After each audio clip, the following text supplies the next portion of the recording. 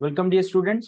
सो हम circulatory system के बारे में देख रहे थे और इस वीडियो लेक्चर में हम डिस्कस करेंगे about the blood pressure control mechanism. देखो, हमने हमारे प्रीवियस लेक्चर्स में ये पढ़ा है कि blood pressure is nothing but the pressure which is created by blood while falling on the arteries, or we can say wall of arteries and veins। तो blood vessels के ऊपर जब ब्लड कोलैप्स होता है तब जो प्रेशर क्रिएट होता है उसे हम ब्लड प्रेशर कहते हैं। अब इस ब्लड प्रेशर को कंट्रोल करने के मैकेनिज्म्स बड़े इंपॉर्टेंट हैं और हो सकता है कि यहां से आपको एक क्वेश्चन आ जाए। तो हमने प्रीवियस लेक्चर्स में ये देखा था कि normal blood pressure is 120/80 mm of Hg। Normal blood pressure is 120/80 mm of Hg, and there are two basic mechanisms to maintain this normal blood pressure, right? There are two mechanisms to maintain this normal blood pressure. Number one is short term mechanism,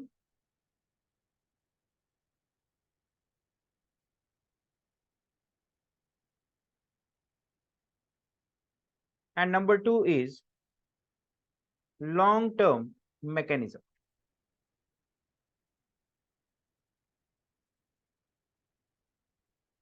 short term mechanism में blood vessel की diameter, heart rate और heart की contractility को control किया जाएगा। There is regulation of blood vessel diameter,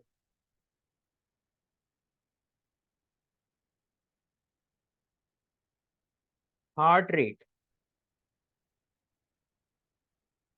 and contractility।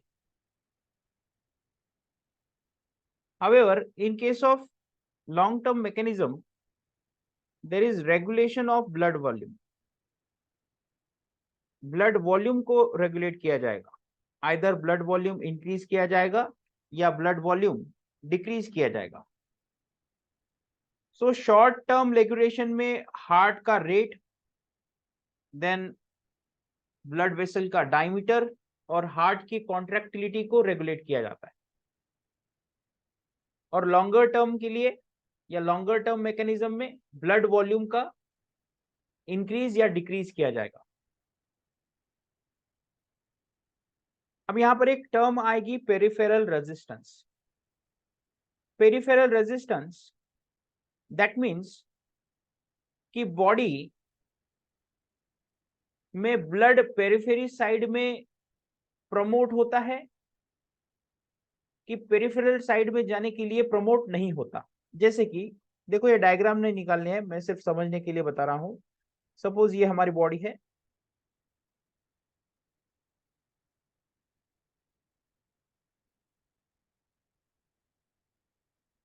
Right? देखो, हमारी core body मतलब कि इतना एरिया हो गया, इसे हम कहेंगे हमारी कोर बॉडी। और यही कोर बॉडी में हार्ट लोकेटेड है यहां पर। अगर ब्लड पेरिफेरी की तरफ जा रहा है, मतलब कि लिम्स की तरफ जा रहा है, तो हम कहेंगे कि पेरिफेरल रेजिस्टेंस कम है। पेरिफेरल रेजिस्टेंस कम है। और अगर ब्लड कोर के अंदर रह रहा है, मतलब कि लिम्स में नहीं जा रहा, तो हम कहेंगे कि पेरिफेरल रेजिस्टेंस ज्यादा है। सो बेसिकली पेरिफेरल रेजिस्टेंस ये टर्म शो करता है कि whether blood is flowing more to the core body और मोर टू द लिम्स। अब सपोज वैसो कंस्ट्रिक्शन हुआ, वैसो कंस्ट्रिक्शन अगर हुआ तो ब्लड कोर की तरफ रहेगा, मतलब कि वह लिम्स की तरफ कम जाएगा। और अगर वैसो डायलेशन हुआ तो ब्लड वेसल्स की ल्यूमेन बड़ी होगी और हार्ट से लिम्स की तरफ ब्लड को प्रमोट किया जाएगा, मतलब कि पेरिफेरल रेजिस्टेंस कम होगा। तो हमें दो चीजें यहां पर समझनी है कि वैसो कंस्ट्रिक्शन के वक्त और वैसो डायलेशन के वक्त क्या होता है। जब ब्लड वेसल्स कॉन्ट्रैक्ट होती है, दैट मींस वैसो कंस्ट्रिक्शन जब होता है, तब पेरिफेरल रेजिस्टेंस इंक्रीज होगा। और अगर पेरिफेरल रेजिस्टेंस इंक्रीज हो रहा है तो कोर बॉडी की तरफ ब्लड ज्यादा टाइम रहेगा, blood remains to core body.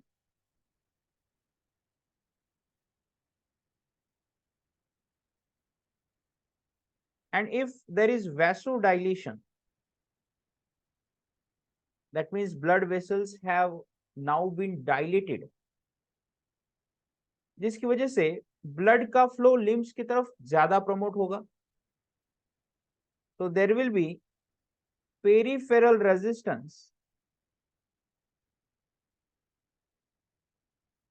lesser, therefore blood will flow towards periphery। और यहां पर पेरिफेरी बोल दिया मतलब कि हम लिम्स की बात कर रहे हैं, राइट। सो पेरिफेरल रेजिस्टेंस कम है मतलब कि ब्लड पेरिफेरी में जाएगा, मतलब कि लिम्स में जाएगा।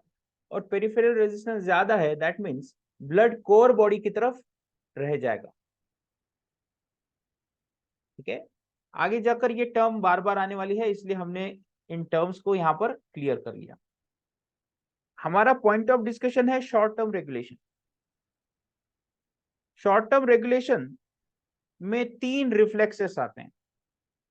नंबर 1 इज बारो receptor reflex, number 2 is chemoreceptor reflex, and number 3 is central nervous system ischemic reflex।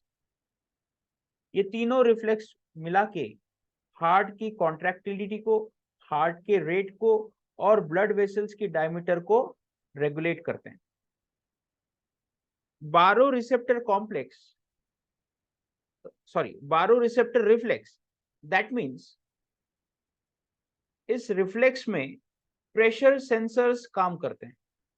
बारो दैट मीन्स प्रेशर, तो प्रेशर के अगेंस्ट रिफ्लेक्स एक्शन दिखाने वाले जो रिसेप्टर रहेंगे वो बनेंगे बारो रिसेप्टर, वो बनाएंगे baroreceptor reflex. So these are activated only when blood pressure is between 40 to 110 mm of Hg।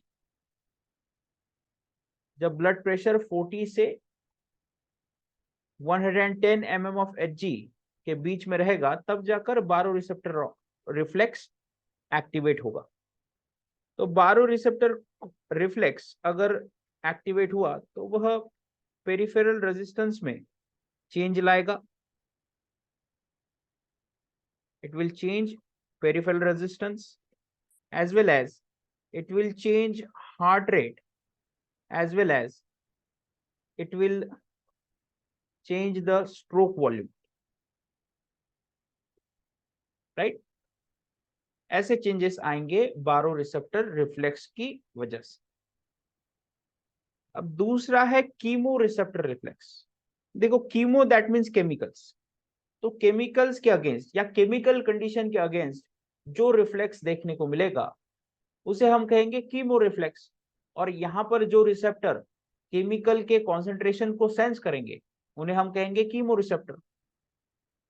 ठीक है, तो कीमो रिसेप्टर रिफ्लेक्स में बेसिकली वेरियस केमिकल कंडीशंस को सेंसिटिव किया जाता है, वी कैन से सेंस किया जाता है। So basically this chemoreceptors are sensitive to low oxygen, high CO2 and low pH levels। ठीक है, ब्लड के अंदर अगर ऑक्सीजन कम हो गया या CO2 का कंटेंट बढ़ गया या पीएच फॉल हो गया, तो उस समय कीमो रिसेप्टर एक्टिवेट हो जाते हैं और उनकी वजह से कीमो रिसेप्टर रिफ्लेक्स देखने को मिलेगा। और ये तब एक्टिवेट होते हैं जब blood pressure between 40 to 60 mm of Hg हो जाए। ठीक है, between 40 to 60 mm of Hg। फिर आता है central nervous system ischaemic response और CNS इस्चेमिक रिफ्लेक्स, जो तब एक्टिवेट होता है जब blood pressure less than 40 mm of Hg हो जाएगा। ओके, जब blood pressure less than 40 mm of Hg हो जाएगा तब जाकर CNS इस्चेमिक रिस्पॉन्स देखने को मिलेगा। तो बेसिकली 40 mm ऑफ Hg से कम हो गया तो सबसे पहले अफेक्ट होगा ब्रेन को, क्योंकि ब्रेन की तरफ कंटिन्यूअस ब्लड सप्लाई की रिक्वायरमेंट रहती है, राइट। सो बेसिकली CNS तब एक्टिवेट होता है जब ब्रेन की तरफ ब्लड फ्लो डिक्रीज हो जाए। It results from severe decrease in blood flow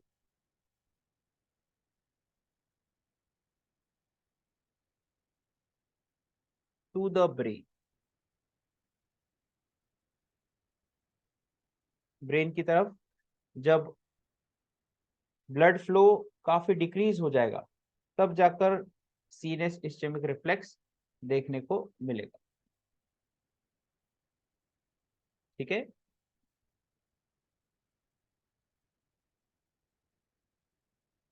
अब देखो जब भी हम रेगुलेशन की बात करते हैं तो रेगुलेशन एसोसिएटेड रहता है ब्रेन के साथ, और यहाँ पर हमने दो रिसेप्टर्स का इन्वॉल्वमेंट दिखाया है, बायरो रिसेप्टर और कीमो रिसेप्टर का। बायरो रिसेप्टर सेंस करते हैं प्रेशर को और कीमो रिसेप्टर सेंस करते हैं केमिकल्स के कॉन्सेंट्रेशन को, राइट।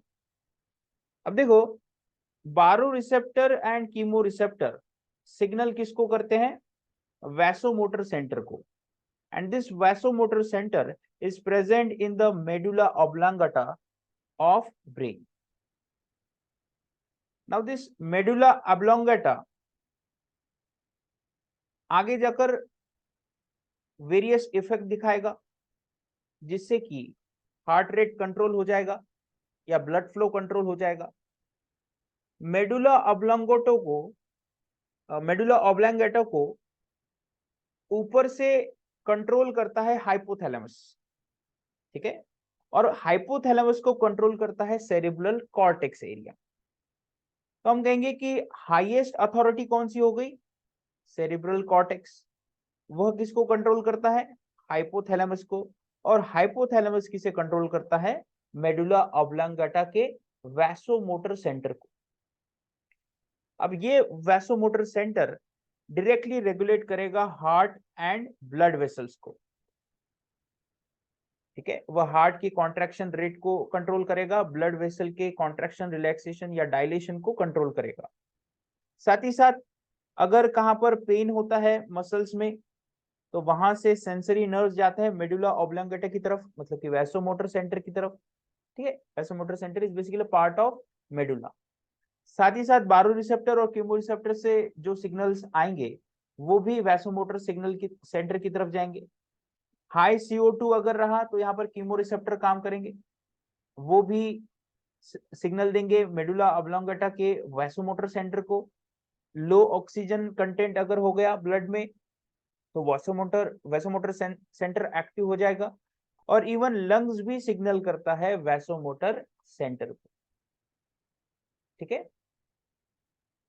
तो वैसोमोटर सेंटर तीन चीजों से बनता है, it is formed by 3 areas.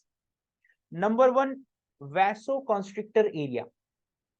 Vaso constrictor area ये बेसिकली हार्ट रेट को इंक्रीज करता है। अगर किसी वजह से हार्ट रेट डिक्रीज हो रहा है तो ऐसे केस में वैसोमोटर सेंटर का वैसो कॉन्स्ट्रिक्टर एरिया एक्टिवेट हो जाएगा और वह हार्ट रेट को एक्सेलरेट करने की कोशिश करेगा, इसलिए उसको कार्डियो एक्सेलरेटर सेंटर भी कहा गया है।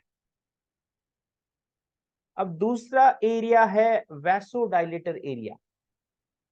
अब सपोज किसी कारण हार्ट रेट काफी ज्यादा बढ़ चुका है, हार्ट मसल ज्यादा कॉन्ट्रैक्ट हो रहे हैं पर मिनट, तो ऐसे केस में हार्ट की रेट को कम कराने के लिए कार्डियो इनहिबिटरी सेंटर काम करेगा, which is nothing but vasodilator area. ठीक है, ये क्या होगा, वैसोडाइलेटर एरिया होगा। देन थर्ड आता है सेंसरी एरिया। सेंसरी एरिया ये वो एरिया है जो सेंसरी इंपल्स को रिसीव करता है। हार्ट के साथ दो नर्व्स एसोसिएटेड रहती है, एक है ग्लॉसोफेरेंजियल नर्व और दूसरी है वेगस नर्व। ग्लॉसोफेरेंजियल नर्व और वेगस नर्व ये दोनों मिलके वैसोमोटर सेंटर से हार्ट की तरफ और हार्ट से वैसोमोटर सेंटर की तरफ जो सिग्नल है वो लेकर जाएंगे। बात समझ में आ रही है?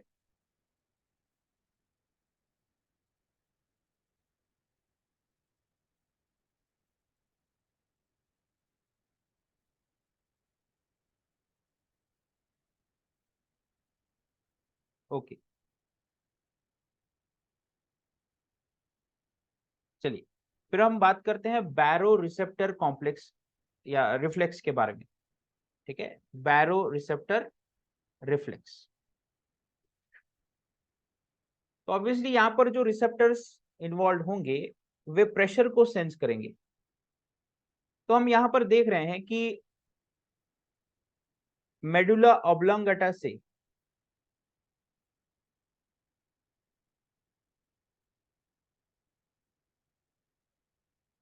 कुछ नर्व्स हार्ट की तरफ जा रही हैं। तो बेसिकली यहां पर वैसोमोटर सेंटर हमारे काम की चीज है, क्योंकि heart is associated with vasomotor centre. So medulla oblongata मतलब कि ये वाला पार्ट जहां से nerves, nerve number 9 and nerve number 10, 9 मतलब कि ग्लॉसोफेरेंजियल नर्व और 10 मतलब कि क्रेनियल नर्व, ये आगे जाकर हार्ट के साथ इंटरेक्ट करती है। अब हार्ट में जाने के बाद देखो, बारो रिसेप्टर में भी दो जगह बारो रिसेप्टर्स प्रेजेंट रहते हैं। ठीक है, baroreceptor basically these are the cells जो प्रेशर को सेंस करते हैं, और उनकी दो लोकेशन है, एक है एओर्टिक आर्च के ऊपर, ठीक है, और एक है कैरोटिड आर्टरी के ऊपर। ठीक है, ऐसे दो एरियाज हैं, और इस चीज को हमने आगे दिखाया है कि depending upon we can say carotid baroreceptors और एओर्टिक बारोरिसेप्टर्स, ऐसे दो हैं। ठीक है, वो आगे जाकर हम देखेंगे। So here we are concern with the baroreceptor reflex, right. तो देखो, बारोरिसेप्टर रिफ्लेक्स बेसिकली सेंस करता है प्रेशर को, और वी कैन से बारोरिसेप्टर्स सेंस प्रेशर। अब ये प्रेशर जो मैनिपुलेट होगा, that can be either increase in pressure और डिक्रीज इन प्रेशर। अब सवाल है कि ब्लड प्रेशर इंक्रीज कब होगा? ब्लड प्रेशर इंक्रीज तब होगा जब ब्लड वॉल्यूम इंक्रीज होगा।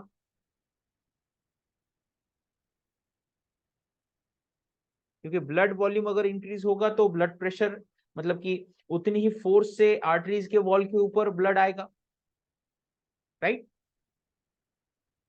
ब्लड प्रेशर डिक्रीज कब होगा? जब ब्लड वॉल्यूम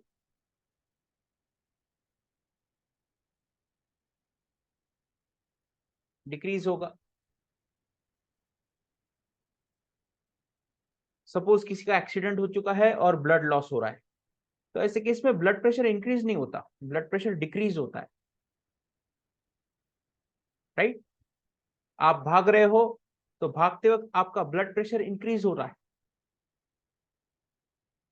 तो ऐसी दो सिचुएशंस में बारोरिसेप्टर रिफ्लेक्स काम करेगा। अगर ब्लड प्रेशर इंक्रीज हुआ तो बेसिकली वह ब्लड प्रेशर डिक्रीज करवाएगा, और अगर ब्लड प्रेशर डिक्रीज हो रहा है तो वह ब्लड प्रेशर इंक्रीज करवाएगा, right. So we are talking about baroreceptor reflex. Baroreceptor reflex में हमने इस एरिया को थोड़ा ज्यादा जोर देना है, इस एरिया को, ठीक है, इसको। तो देखिए, depending upon the situation baroreceptors can be divided into two types. दो तरीके के बारोरिसेप्टर्स देखने को मिलेंगे। पहले है कैरोटिड बारोरिसेप्टर्स और दूसरे है aortic baroreceptors. Now talking about carotid baroreceptors, यहाँ पर डायग्राम में आप देख सकते हैं कि ये रहा हार्ट, ठीक है, यहाँ पर नीचे हार्ट आ रहा है और हार्ट से जा रही है एओर्टा, राइट, ये हार्ट की एओर्टा। अब एओर्टा से दो नेटवर्क्स निकल रहे हैं, ये पहला नेटवर्क है, ये दूसरा नेटवर्क है, राइट। सो इनिशियली एओर्टा के ऊपर जो एरिया है उसे हम एओर्टिक बॉडी कहते हैं, और इस एओर्टिक बॉडी के ऊपर प्रेजेंट रहते हैं aortic baroreceptors, right, these are aortic बारोरिसेप्टर्स।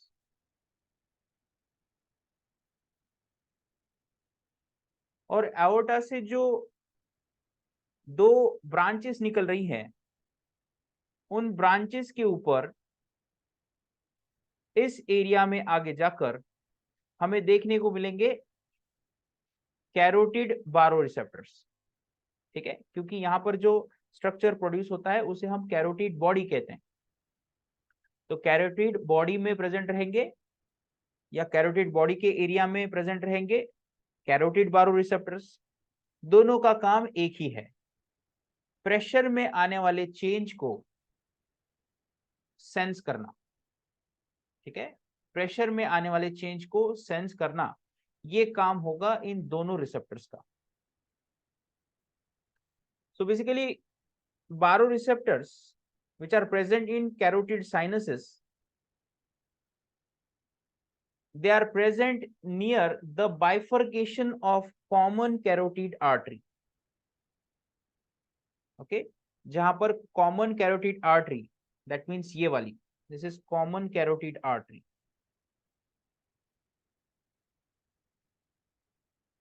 जहां पर कॉमन कैरोटिड आर्टरी बाइफरगेट होती है, वहां पर कैरोटिड बारोरिसेप्टर्स प्रेजेंट रहेंगे।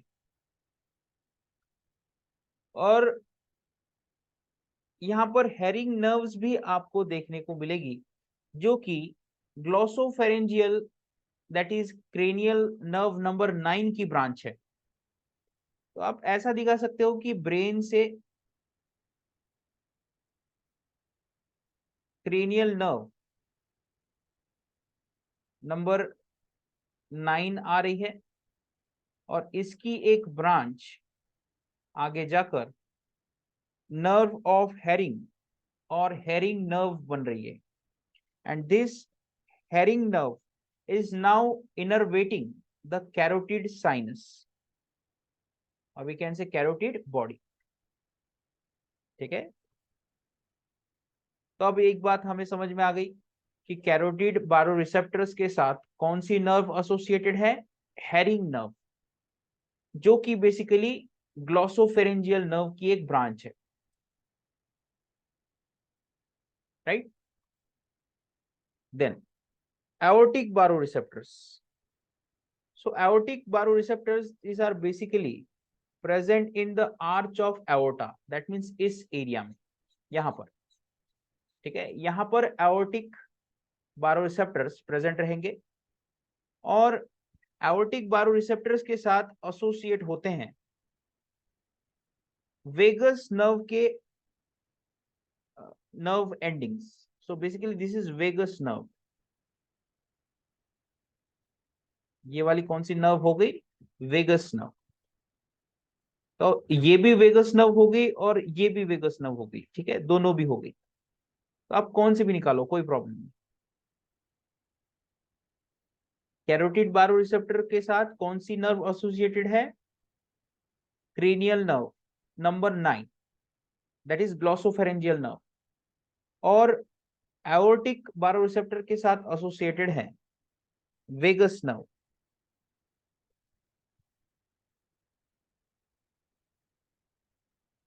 right?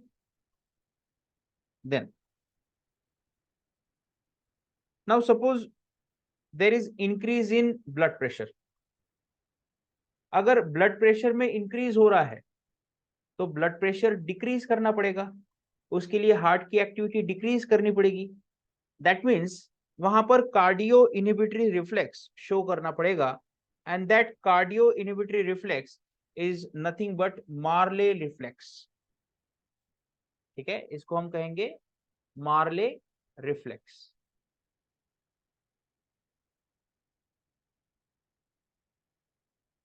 Now suppose we are saying that blood pressure is rising.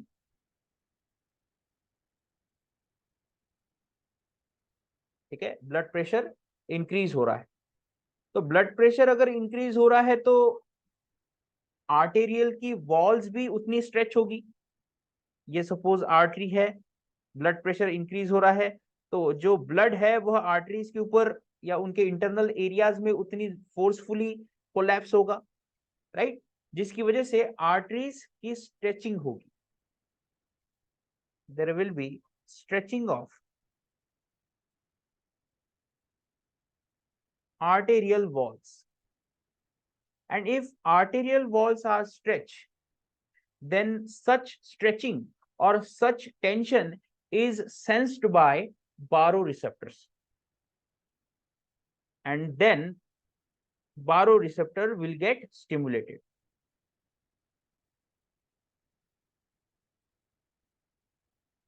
There is stimulation of baroreceptor. तो baroreceptor कहाँ पर प्रेजेंट रह सकते हैं?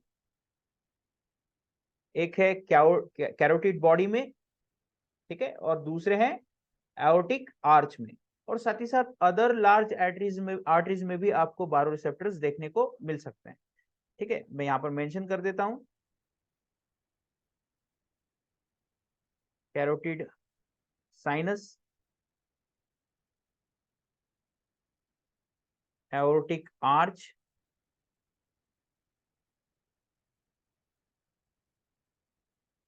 and other large arteries near heart.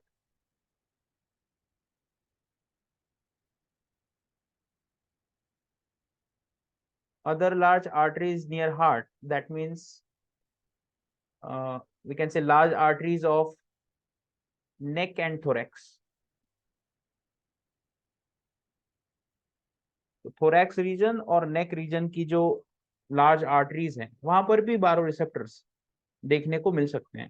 तो वे अब एक्टिव हो गए. अब एक्टिव हो गए तो ये इंपल्स देंगे ब्रेन की तरफ, मतलब कि वैसोमोटर सेंटर की तरफ.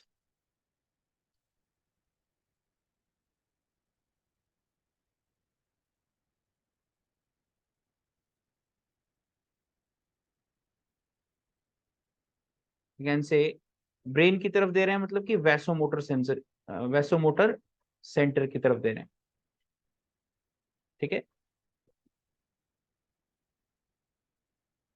देन अब ये जो वैसोमोटर सेंटर की तरफ इंपल्स गई है, वहां से अब सेकेंडरी सिग्नल आएगा.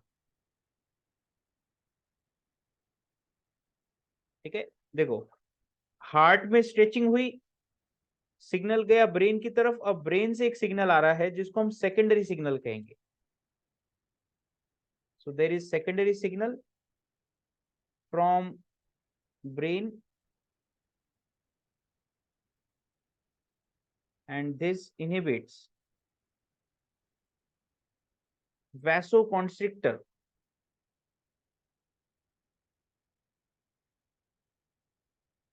center of vasomotor area. Vasomotor area का वैसोकंस्ट्रिक्टर सेंटर यहां पर इनहिबिट हो जाएगा. उधर हम कह रहे हैं कि ब्लड प्रेशर इंक्रीज हो रहा है, तो अगर ब्लड प्रेशर इंक्रीज हो रहा है मतलब कि ब्लड वेसल्स कॉन्ट्रैक्ट हो रही है, इसलिए ब्लड प्रेशर इंक्रीज हो रहा है. तो अब ब्रेन से जो इम्पल्स आया है वो ये कहता है कि ब्लड वेसल्स को कॉन्ट्रैक्ट नहीं डायलेट करो, या सिंपली हम ऐसा इसको पुट करते हैं कि कॉन्ट्रैक्ट मत करो। तो अगर वैसोकंस्ट्रिक्टर सेंटर वैसोमोटर एरिया का इनिबिट हो जाए तो ब्लड वेसल्स कॉन्ट्रैक्ट होगी क्या? नहीं होगी। और अगर ब्लड वेसल्स कॉन्ट्रैक्ट नहीं होगी तो फिर आगे जाकर वेगल पैरासिम्पैथेटिक सेंटर को एक्साइट किया जाता है।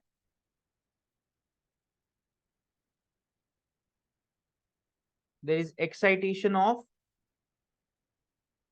वेगल पैरासिम्पैथेटिक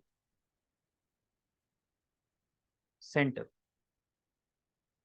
अगर वेगल पैरासिम्पैथेटिक सेंटर एक्टिवेट हो गए तो अब यहां पर हमको वैरायटी ऑफ इफेक्ट देखने को मिलेंगे। ठीक है, जिसमें पहला इफेक्ट ये होगा कि आर्टरीज एंड वेन्स का वैसोडाइलेशन होगा।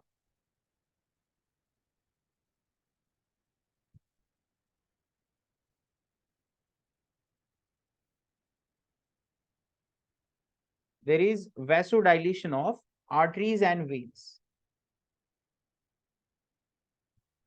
Also, there will be decreased heart rate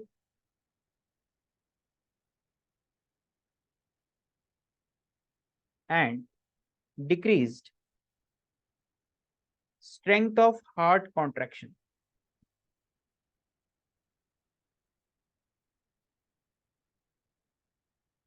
heart contraction की स्ट्रेंथ भी डिक्रीज हो जाएगी। तो ओवरऑल हम कहेंगे कि इन दोनों चीजों की वजह से ब्लड प्रेशर को डिक्रीज करने में हेल्प होगा, और साथ ही साथ वहां पर पेरिफेरल रेजिस्टेंस को डिक्रीज कर दिया जाएगा। अगर पेरिफेरल रेजिस्टेंस डिक्रीज हुआ तो कोर बॉडी से लिम्स में ब्लड को जाने के लिए प्रमोट किया जाएगा। ठीक है, तो ओवरऑल हम कहेंगे कि हार्ट रेट डिक्रीज हो गई, मतलब कि ब्रैडीकार्डिया वाली सिचुएशन आ गई। ये टर्म्स हमें क्लियर चाहिए। Bradycardia that means decrease in heartbeat, and tachycardia that means increase in heartbeat. So basically vagus nerve से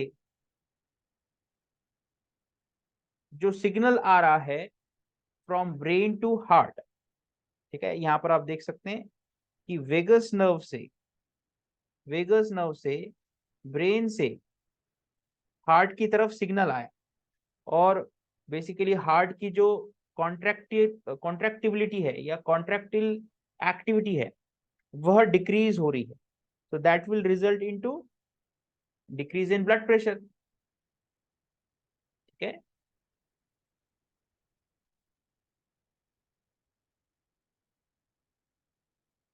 अब सवाल है कि बैरो रिसेप्टर को कैसे समझ में आया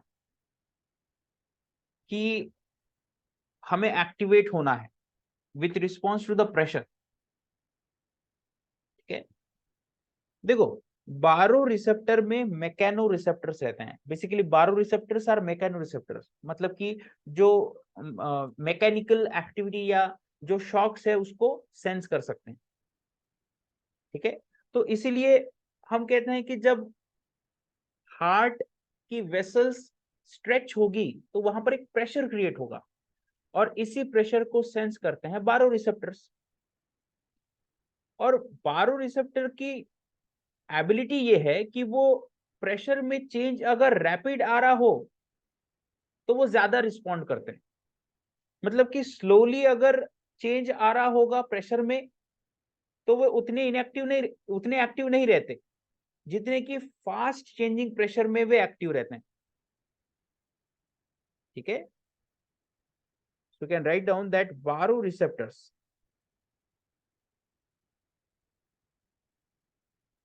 are stretch receptors,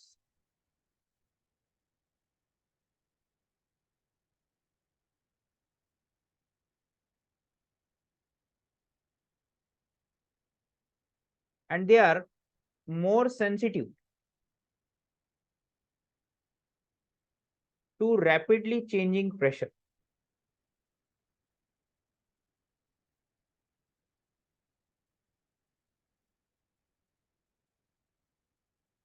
they are more sensitive to rapidly changing pressure.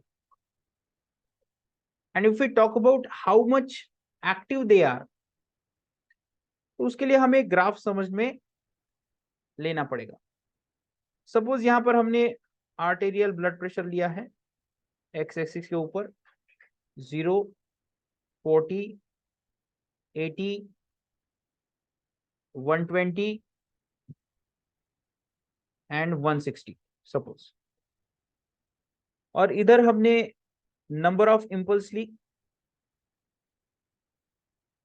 From carotid sinus per minute, sorry per second. ठीक है, मतलब कि 1 सेकेंड में कैरोटिड बॉडी से कितनी इंपल्स जा रही है, उसको हमने वाई एक्सिस पे लिया, और एक्स एक्सिस पे हमने ब्लड प्रेशर लिया है। अब ये दो पैरामीटर्स लेने के बाद हमको ये समझ में आएगा कि कौन से ब्लड प्रेशर के ऊपर कितनी इंपल्स जनरेट हो रही है। राइट, तो ऐसा देखा गया कि जब ब्लड प्रेशर 40 था तब कम से कम बैरो रिसेप्टर स्टिमुलेटेड थे, मतलब कि कम से कम इंपल्स जा रही थी कैरोटिड साइनस से पर सेकेंड।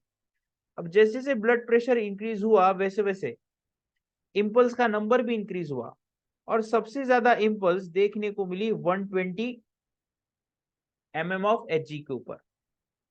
तो हम कहेंगे इस पॉइंट पर कौन सा भी बारो रिसेप्टर स्टिमुलेटेड नहीं है, नन ऑफ बारो रिसेप्टर स्टिमुलेटेड। ठीक है, इस सिचुएशन में कौन सा भी बारो रिसेप्टर स्टिमुलेटेड नहीं है, और यहां पर हम कहेंगे कि सारे बारो रिसेप्टर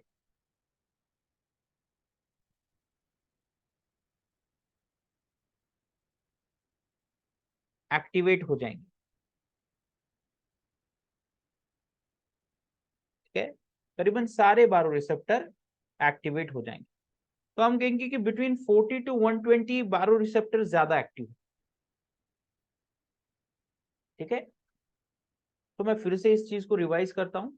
जैसे ही हार्ट ने ज्यादा कॉन्ट्रैक्ट किया, ब्लड ज्यादा बाहर निकलेगा through the pulmonary arteries and aorta. अब एओर्टा की वॉल स्ट्रेच होगी, इस स्ट्रेच की वजह से प्रेशर जनरेट होगा, उस प्रेशर को सेंस करते हैं baroreceptor, baroreceptor signal देंगे वैसोमोटर सेंटर को, फिर वैसोमोटर सिग्नल देगा सेरिब्रल कॉर्टेक्स को या ब्रेन को, फिर बाद में ब्रेन वैसोमोटर सेंटर को सिग्नल करेगा, वैसोमोटर सिग्नल सेंटर फिर बाद में क्रेनियल नर्व नंबर 10 के through, that means vagus nerve के थ्रू जो इनहिबिटरी सिग्नल है वो देगा, जिसकी वजह से अब हार्ट रेट डिक्रीज होगा। ठीक है, आई बात समझ में? Now let us talk about this situation where the blood pressure is now decreasing. ठीक है, अगर ब्लड प्रेशर डिक्रीज हो रहा है तो ऑब्वियसली वहां पर उसके अगेंस्ट एक्टिविटी होनी चाहिए, ब्लड प्रेशर इंक्रीज होना चाहिए। तो ऐसे केस में होता क्या है कि बारो रिसेप्टर इनएक्टिवेट किए जाते हैं, क्योंकि बारो रिसेप्टर अगर एक्टिवेट होंगे तो बारो रिसेप्टर कहेंगे कि एओर्टा की वॉल स्ट्रेच हो रही है, लेकिन हालांकि ब्लड प्रेशर तो अभी कम है, तो पहले बारो रिसेप्टर को इनहिबिट करना चाहिए, जिसकी वजह से अब बारो रिसेप्टर ब्रेन को ये कहना बंद कर देगा कि देखो मुझे सेंसेशन मिल रहा है कि एओर्टा की वॉल स्ट्रेच हो रही है। अगर बारो रिसेप्टर इनहिबिट हो गया तो ब्रेन की तरफ इंपल्स भी डिक्रीज हो जाएगा, जिसकी वजह से पैरासिम्पैथेटिक एक्टिविटी डिक्रीज हो जाएगी, मतलब कि ब्रेन को रोकने की हार्ट को रोकने की एक्टिविटी डिक्रीज हो जाएगी, और इसके बदले में सिंपैथेटिक एक्टिविटी इंक्रीज हो जाएगी।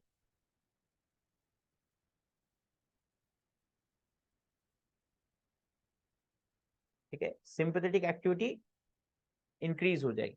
और अगर सिंपैथेटिक एक्टिविटी इंक्रीज हो गई तो अब इसका इफेक्ट हार्ट, ब्लड वेसल्स और एक एड्रिनल ग्लैंड, ऐसे 3 एरियाज में हमें देखने को मिलेगा।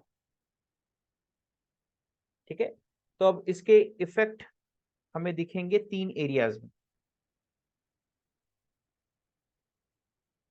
नंबर 1 इफेक्ट दिखेगा हमें हार्ट के ऊपर। सो हार्ट का तो हार्ट रेट अब इंक्रीज होगा, ब्लड प्रेशर डिक्रीज हो रहा है तो हार्ट रेट इंक्रीज कराना पड़ेगा। मतलब कि हार्ट रेट इंक्रीज कराने के लिए हार्ट मसल्स की कॉन्ट्रैक्टिलिटी भी इंक्रीज करनी पड़ेगी। तो इसके लिए बेसिकली आपको कंटिन्यूअसली डिपोलराइज करना पड़ेगा कार्डियक मसल्स को, मतलब कि पॉजिटिव आइनोट्रोपिक इफेक्ट दिखाना पड़ेगा।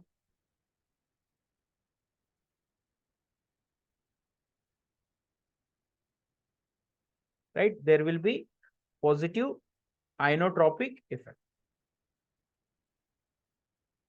देन नेक्स्ट इफेक्ट होगा वेसल्स के ऊपर, वैसोकंस्ट्रिक्शन इंक्रीज हो जाएगा।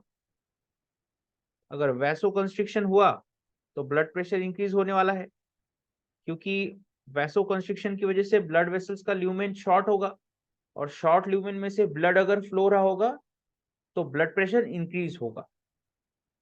और तीसरी एक्टिविटी होती है एड्रिनल ग्लैंड के ऊपर। एड्रिनल ग्लैंड से रिलीज किया जाएगा adrenaline, there is release of adrenaline, noradrenaline etcetera.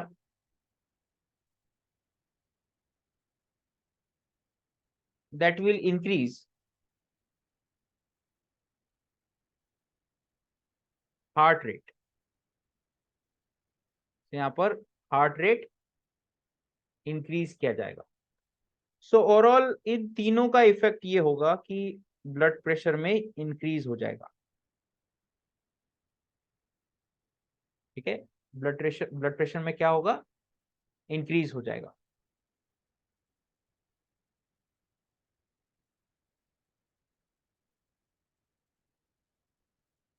Then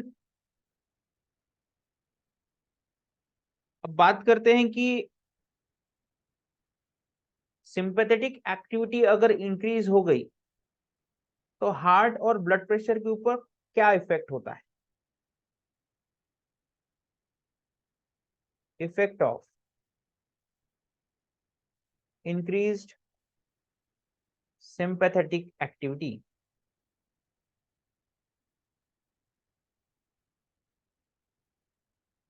on heart and muscles, heart and blood pressure। Sympathetic activity मतलब कि हार्ट रेट इंक्रीज कराने वाली एक्टिविटी, और अगर पैरासिम्पैथेटिक एक्टिविटी की बात कर रहे हैं हम तो बेसिकली वह हार्ट रेट को डिक्रीज कराने वाली एक्टिविटी है।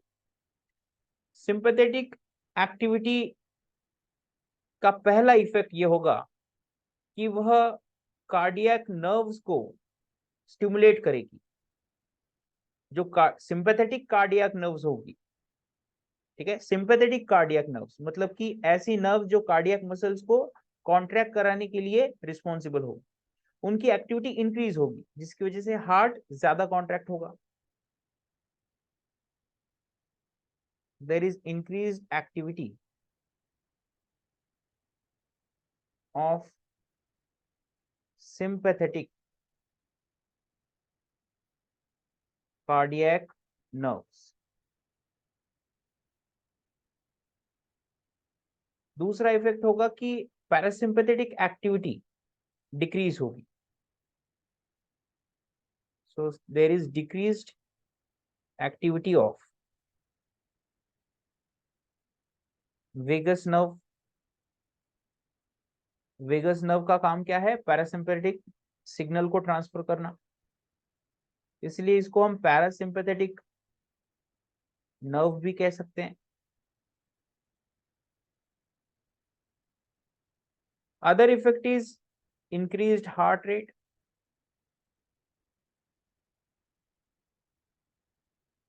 And contractility,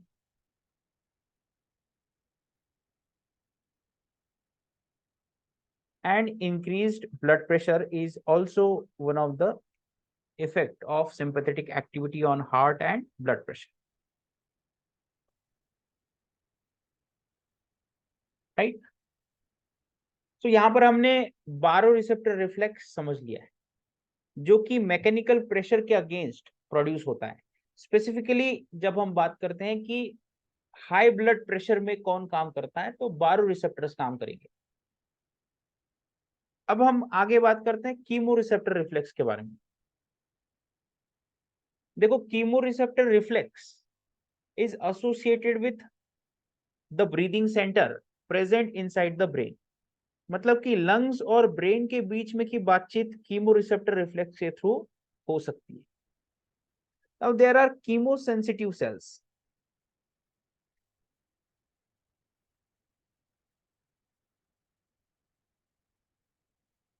right, there are chemosensitive cells that respond to change in PCO2 and PO2 levels. That means partial pressure of CO2 and partial pressure of O2 को chemosensitive sales sense कर सकते हैं। अगर CO2 concentration increase हो रहा है और O2 concentration decrease हो रहा है, तो ऐसे केस में ब्रीदिंग सेंटर का एक्टिवेशन होगा, ब्रेन में प्रेजेंट ब्रीदिंग सेंटर का एक्टिवेशन होगा, और यह ब्रीदिंग सेंटर अब ब्रीदिंग रेट को इंक्रीज कराने के लिए कहेगा। अगर ब्रीदिंग रेट इंक्रीज हुआ तो CO2 बाहर जाएगा बॉडी के और O2 अंदर आएगा। So PCO2 PO2 as well as pH के अगेंस्ट भी यहां पर स्टिमुलेशन होगा, right? So now we are saying that the oxygen levels of the blood has fall down as well as pH has also fall down, and the CO2 levels of the blood has now been increased. This will lead to stimulation of vasomotor center.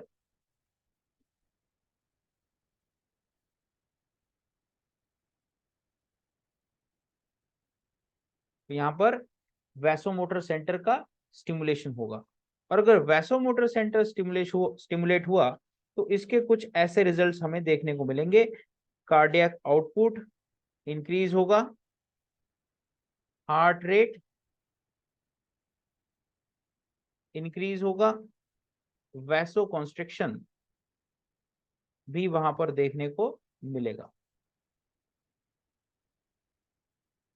ठीक है, तो overall effect ये होगा कि blood pressure अब increase होना शुरू हो जाएगा। ठीक है, ब्लड प्रेशर क्या होगा? इंक्रीज होगा, and that is nothing but chemoreceptor reflex. Okay, then let us talk about the CNS ischemic response और CNS ischemic reflex। ये तब एक्टिव होगा जब जरूरत से ज्यादा या एक लिमिट के बाहर ब्लड लॉस हो। अगर ब्लड लॉस हो रहा है बॉडी से कम ब्लड ब्रेन की तरफ जाएगा, तो ऐसे केस में CNS ischemic response एक्टिवेट होगा, right? This will lead to activation of CNS ischemic response. So suppose there is severe blood loss from body, and this will lead to decreased blood flow towards brain. और अगर brain की तरफ blood flow decrease हो गया तो vasomotor centre stimulate हो जाएगा,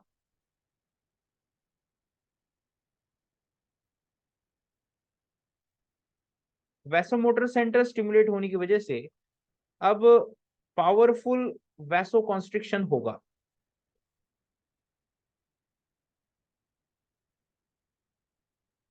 this causes powerful vaso constriction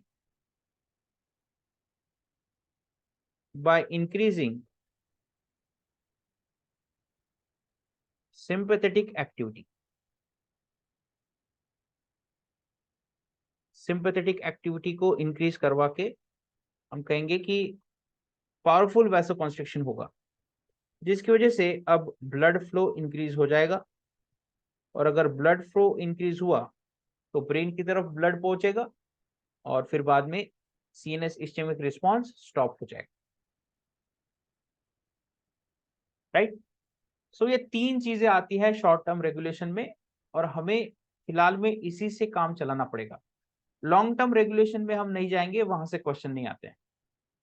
right, चलो ये क्लियर हो गया।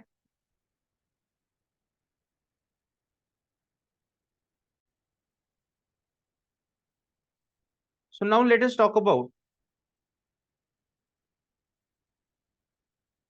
the ECG, that is the graph which represents electrical activity of the heart. So basically ECG, that means electrocardiogram, which is basically एक graph generate करता है, और ये graph कुछ ऐसा आपको देखने को मिलेगा। ठीक है, मम्मी पापा के साथ हम हॉस्पिटल में जाते हैं और डॉक्टर कहता है कि ईसीजी कराओ, तो ईसीजी में ऐसी एक चिट निकल के आती जो कि कुछ ऐसी वेव्स दिखाती है। So basically these waves are representing various electrical activity of the heart, and this electrical activity is measured with the help of nearly 12 leads जो कि limbs में और chest में लगाई जाती है। So while defining ECG, we will say that it is basically sum of the electrical activity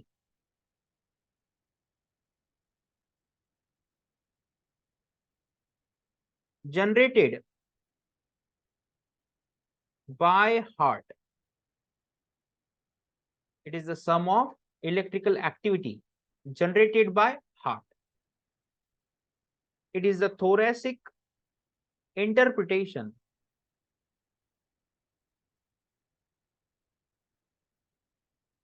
of electrical activity of heart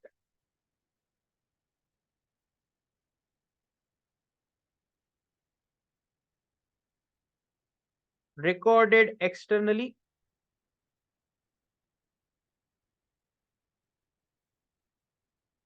by skin electrodes.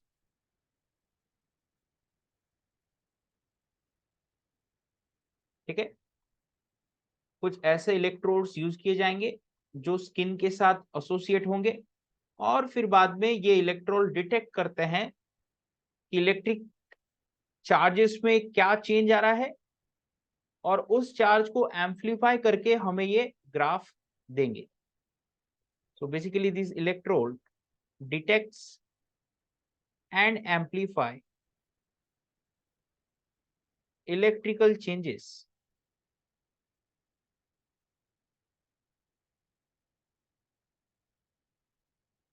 और in electrical changes को हम एक ग्राफ के through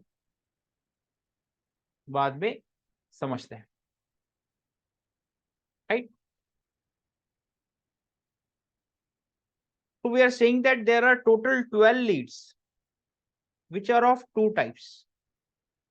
Number one, standard bipolar limb leads, and number two is chest leads.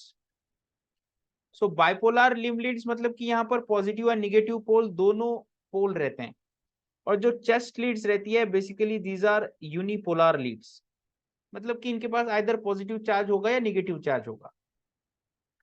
तो आप देख सकते हैं कि standard bipolar limb leads, limb 1, limb 2, limb 3, AVR that is on right arm, AVL which is on left arm, and AVF which is on the front.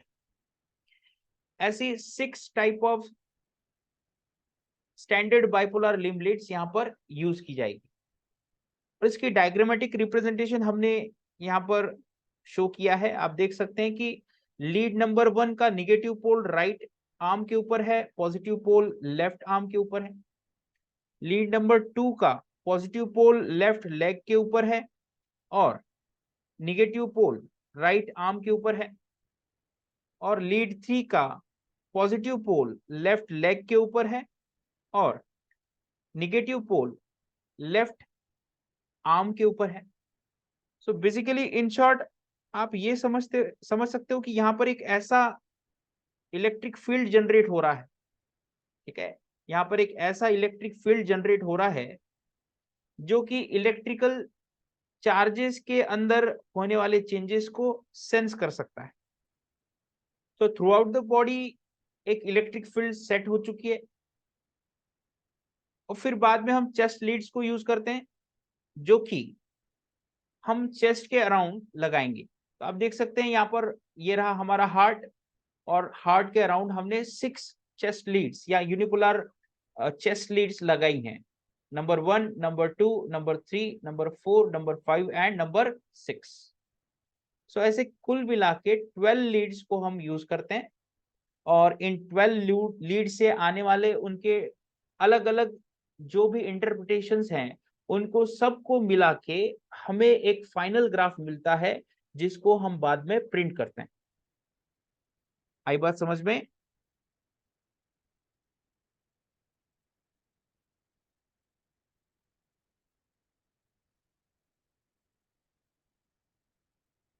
ठीक है, चलो। So in case of ECG we have 4 major complexes. Number 1 is P wave that represents the atrial complex, मतलब कि atrium के साथ जो भी changes होंगे वह P वेव रिप्रेजेंट करती है। उसी तरह ventricular complex that is QRS complex represent करता है वेंट्रिकल के साथ इनिशियली कौन से चेंजेस होते हैं।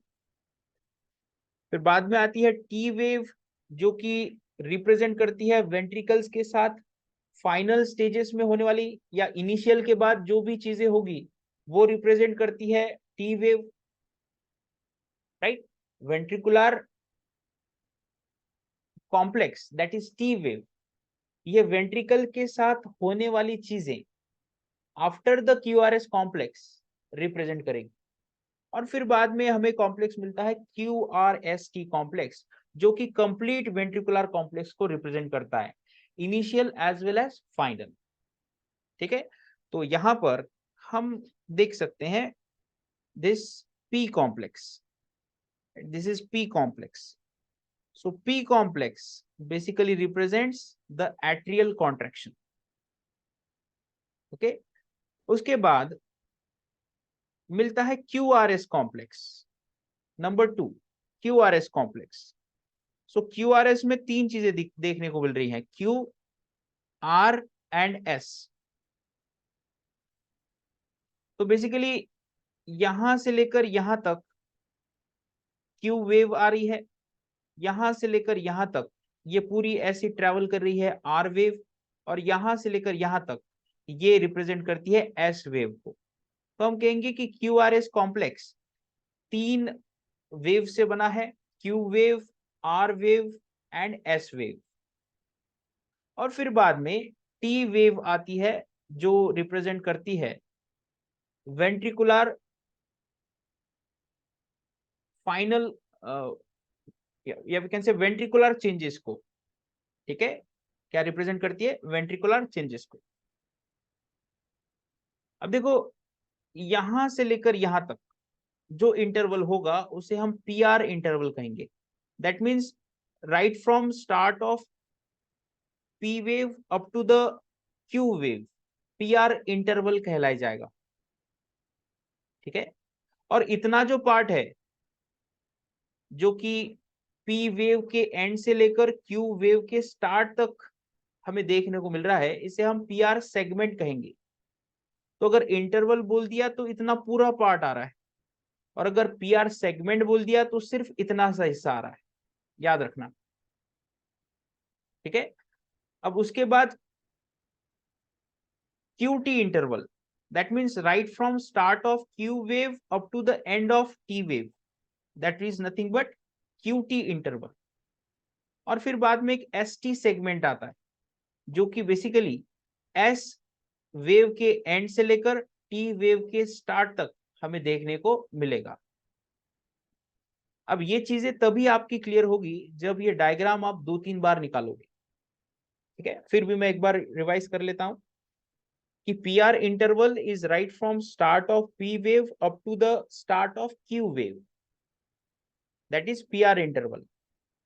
PR segment is from start end of P wave up to the start of Q wave। then आता है QT interval which is right from start of Q wave up to the end of T wave। and there is ST segment which is right from the end of S wave up to the start of T wave। तो PR interval और QT interval ये बड़े areas हैं, PR segment and ST segment ये छोटे areas. सो इसमें से हम पहले अब बात करते हैं P वेव, ठीक है। हम हाईलाइट कर रहे हैं इस एरिया को, P wave. P wave is produced due to the depolarization of atrial musculature, that means atrial contraction की वेव रिप्रेजेंट करती है P वेव। हमने क्या कहा था इनिशियली कि जो एट्रियाज रहते हैं वे कॉन्ट्रैक्ट होते हैं, ठीक है। यहां पर ब्लड स्टोर होगा, इनिशियल फीलिंग होगी, फिर बाद में एट्रिया कॉन्ट्रैक्ट करता है और ब्लड जाएगा वेंट्रिकल की तरफ। So basically this atrial depolarization is represented by P wave. Then उसके बाद आता है QRS complex. So QRS complex start होता है Q वेव से लेकर S वेव के एंड तक, ठीक है। QRS complex that means right from यहां से लेकर यहां तक। अब इस QRS में 3 चीजें आ रही है, Q wave, R wave and S wave, ठीक है। इन तीनों को मिला के QRS कॉम्प्लेक्स बन रहा है। और ये QRS कॉम्प्लेक्स वेंट्रिकुलर डिपोलराइजेशन तो रिप्रेजेंट करता ही है, लेकिन साथ साथ एट्रियल रिपोलराइजेशन भी यह रिप्रेजेंट करेगा। थोड़ा सा याद करो हमने क्या कहा था कि 0.1 सेकंड के लिए एट्रिया कॉन्ट्रैक्ट होता है, तो हम कहेंगे कि पी वेव जनरेट हो गई। अब यहां पर एट्रिया जो है उसका कॉन्ट्रैक्शन खत्म हुआ इस पॉइंट के ऊपर। अब इस पॉइंट के बाद एट्रिया रिलैक्स होना शुरू कर देगा, तो हम कहेंगे कि जब वेंट्रिकल आगे जाकर कॉन्ट्रैक्ट होने वाले हैं तब एट्रिया रिलैक्स हो रहा है। मतलब कि इस QRS कॉम्प्लेक्स में वेंट्रिकुलर डिपोलराइजेशन तो है ही, लेकिन एट्रियल रिपोलराइजेशन भी है, राइट। तो QRS कॉम्प्लेक्स में वेंट्रिकल डिपोलराइज हो जाता है, कॉन्ट्रैक्ट होता है, और फिर बाद में वेंट्रिकल भी रिलैक्स होने लगता है। तो हम कहेंगे कि इस पॉइंट से लेकर एस वेव के एंड से लेकर आगे अब वेंट्रिकल भी रिलैक्स हो रहा है। तो आगे जाकर बन रही है T wave which is produced due to the ventricular repolarization, right. T wave is basically produced due to ventricular repolarization, okay, अब ये जो मेन वेव्स है हमको समझ में आ गई। अब आगे हम बात करते हैं पीआर इंटरवल के बारे में। ठीक है, PR interval is right from start of P wave up to the start of Q wave. ठीक है, यहां से लेकर यहां तक आता है पीआर इंटरवल। और ये पीआर इंटरवल पी वेव के एट्रियल डिपोलराइजेशन को तो रिप्रेजेंट करता ही है, लेकिन एट्रिया से वेंट्रिकल की तरफ, या वी कैन से एट्रिया के ऐसे नोड से एवी नोड की तरफ जो कंडक्शन जाता है कॉन्ट्रैक्शन वेव का, उसे भी रिप्रेजेंट करता है पीआर इंटरवल। तो एवी नोड से आगे जाकर वह कहां पर जाएगा, बंडल ऑफ हीट से, और बंडल ऑफ हीट से जाएगा परकिंजे फाइबर में।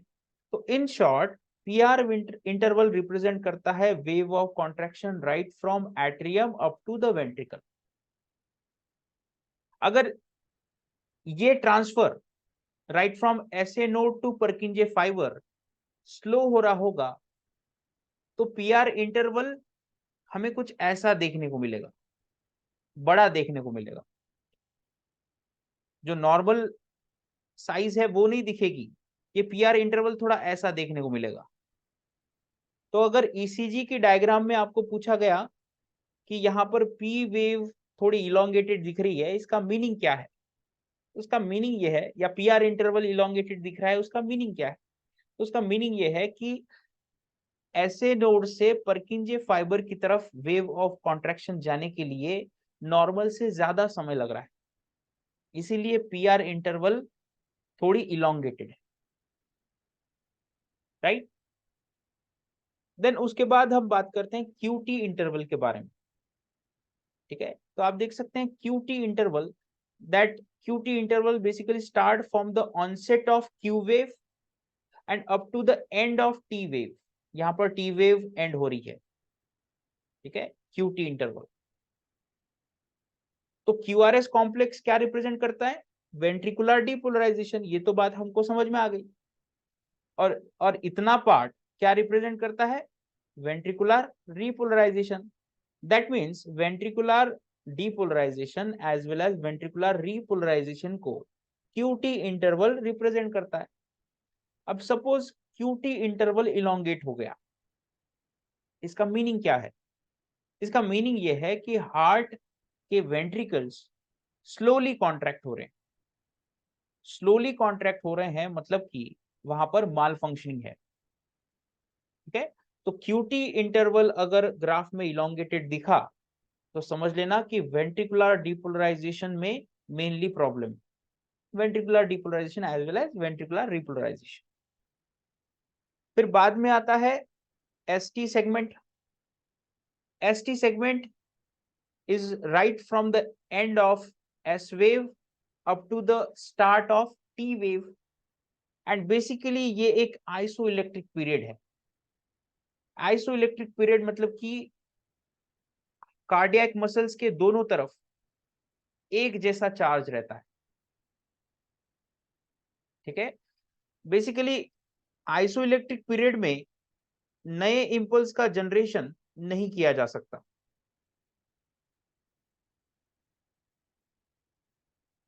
क्योंकि एसटी सेगमेंट में बेसिकली आप देखोगे कि एट्रिया तो यहां से यहां तक कॉन्ट्रैक्ट हो ही चुके हैं। ठीक है, एट्रिया यहां से यहां तक कॉन्ट्रैक्ट हो चुके हैं, साथ ही साथ वेंट्रिकल भी यहां से यहां तक कॉन्ट्रैक्ट हो चुके हैं। अब ये जो एरिया इतना हम रिप्रेजेंट कर रहे हैं, इतना एरिया बेसिकली ये ऐसा एरिया है जहां पर एट्रिया भी रिलैक्स कर रहे हैं और वेंट्रिकल भी रिलैक्स होना शुरू हो चुके हैं। अब ऐसे केस में आप नई इंपल्स जनरेट नहीं कर सकते हो। ऐसे केस में हम कहेंगे कि आइसो इलेक्ट्रिक पीरियड प्रेजेंट रहेगा। दैट मीन्स यहां पर चार्जेस में अब कोई भी चेंज नहीं होगा, चार्जेस में कोई भी एक्सचेंज नहीं हो सकता। अगर एक्सचेंज हो गया तो डीपोलराइजेशन वेव क्रिएट हो सकती है। तो इसीलिए इसे हम आइसो इलेक्ट्रिक पीरियड कहेंगे। कार्डियक सेल्स के अंदर की तरफ और बाहर की तरफ same amount of charge present रहता है। तो एसटी सेगमेंट में एट्रिया और वेंट्रिकल दोनों भी रिलैक्स हो रहे हैं। वेंट्रिकल तो ताजा ताजा कॉन्ट्रैक्ट होकर रिलैक्स हो रहा है, और एट्रिया तो काफी समय से रिलैक्स हो रहा था। तो एसटी सेगमेंट ये बेसिकली रिप्रेजेंट करता है वो एरिया जहां पर नए इंपल्स को जनरेट नहीं किया जा सकता। आई बात समझ में?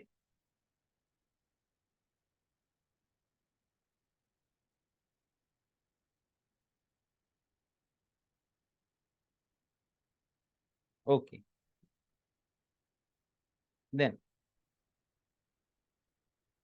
Now let us talk about the blood vessels. हमने हार्ट के बारे में समझ लिया। सर्कुलेटरी सिस्टम के तीन कंपोनेंट्स थे, एक है ब्लड, दूसरा है ब्लड वेसल, और तीसरा है हार्ट। तो हमने पहले हार्ट ले लिया, ठीक है। अब थोड़ा ब्लड वेसल्स के बारे में बात करते हैं। देखो, ब्लड के बारे में डिस्कशन करने की कोई जरूरत नहीं है, वो बेसिक पार्ट है। हम सबको पता है कि blood is made up of fluid part and the solid part. The fluid part basically it is made up of various we can say components, जिसमें से prominent component है water, और जो solid part है उसको हम कहते हैं कि वह सेल्स से बना है। फिर सेल्स में आरबीसी, डब्ल्यूबीसी, ब्लड प्लेटलेट्स, फिर डब्ल्यूबीसी में acidophils, basophils, neutrophils, monocyte and lymphocyte.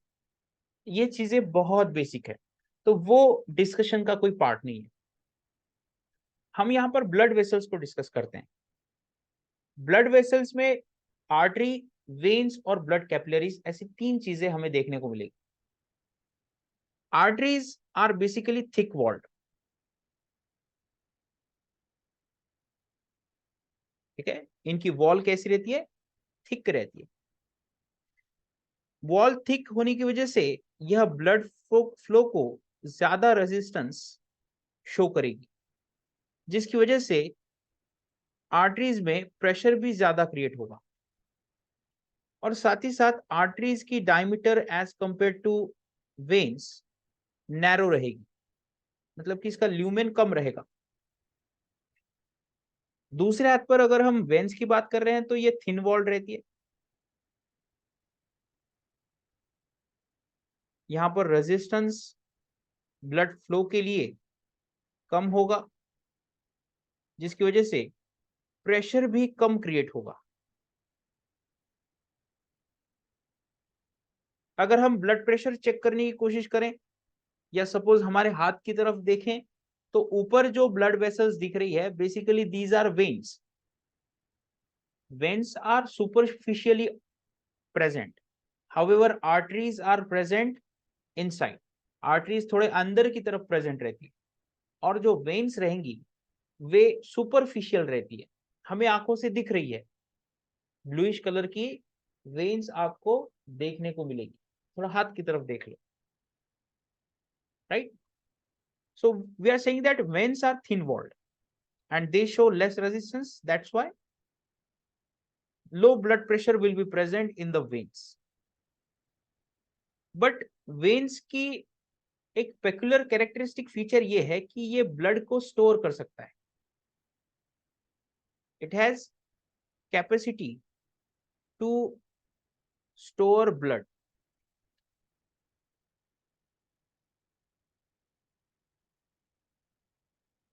Nearly 80% of the blood is stored inside veins. इसीलिए वेन्स को हम कैपेसिटेंस वेसल्स भी कह सकते हैं।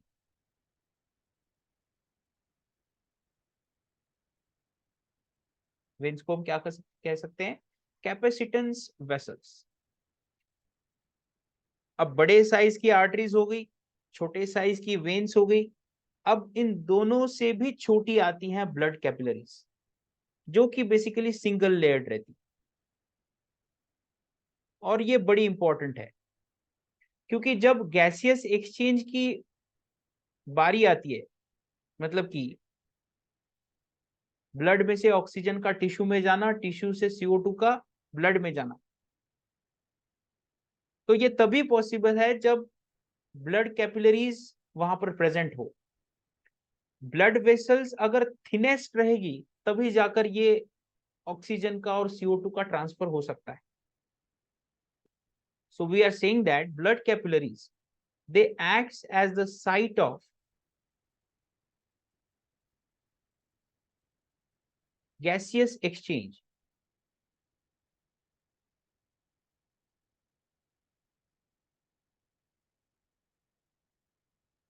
Right? These acts as site of gaseous exchange.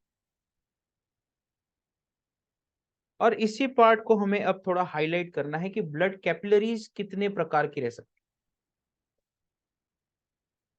Now talking about the types of blood capillaries, it can be of three types. Number one are continuous blood capillaries. तो continuous blood capillaries मतलब कि इनमें disturbances present नहीं रहते. आप इस blood capillary की endothelial wall को देख सकते हो. यहां पर basement membrane as well as endothelial wall continuous है. ना ही वहां पर कोई छोटे छोटे ओपनिंग्स प्रेजेंट है और ना ही बड़े बड़े गड्ढे प्रेजेंट है, जैसे कि आप यहां पर देख सकते हो. ठीक है. तो ऐसी कैपिलरीज को हम कहेंगे कंटिन्यूअस कैपिलरीज. दूसरी तरीके की आती है फेनेस्ट्रेटेड कैपिलरीज, मतलब कि जिनमें छोटे छोटे पोर्स प्रेजेंट रहेंगे, जिनको फेनेस्ट्रेशन कहेंगे. तीसरा है साइनोसॉइड ब्लड कैपिलरीज, जिनके बीच में इंट्रासेलुलर गैप प्रेजेंट रहेगी और इनकी बेसमेंट मेम्ब्रेन भी इनकम्प्लीट रहेगी. तो बड़े बड़े गड्ढे देखने को मिल सकते हैं आपको. यहाँ पर देखिए, ये इतना बड़ा गड्ढा है. ठीक है. तो हम कह सकते हैं कि गैप्स कितने लेवल पर प्रेजेंट है, उसके बेसिस पर ब्लड कैपिलरीज के ये तीन टाइप्स हमें देखने को मिल सकते हैं. गैप नहीं है तो कंटिन्यूअस ब्लड कैपिलरी, छोटे छोटे पोर्स प्रेजेंट है तो फेनेस्ट्रेटेड ब्लड कैपिलरी, और बड़े बड़े पोर्स अगर प्रेजेंट होंगे तो sinusoid blood capillary. Right. So continuous blood capillary, so basically यहां पर कोई भी गैप प्रेजेंट नहीं रहती. No gap between endothelial cells.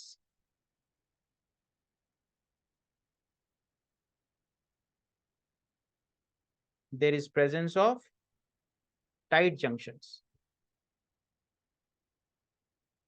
Tight junctions एक सेल को दूसरे सेल के साथ टाइटली एसोसिएट करता है और यहां पर मटेरियल्स का एक्सचेंज नहीं हो सकता.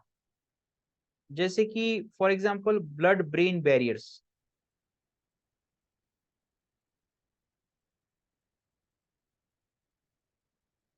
ब्रेन के अंदर ब्लड सर्कुलेट नहीं होता.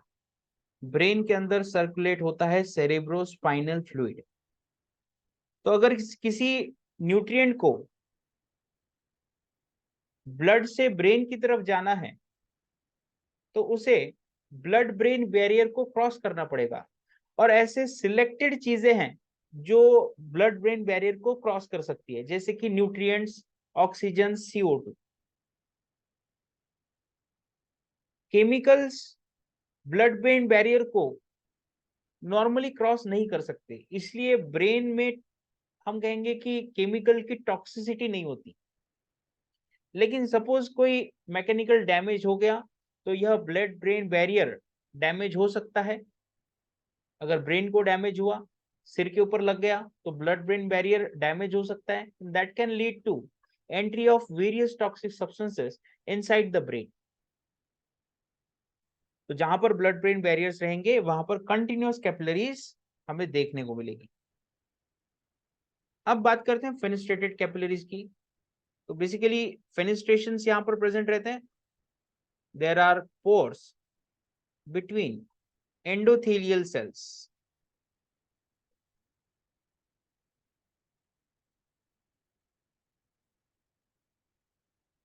Right, there are pores between endothelial cells, and this is the most common capillary.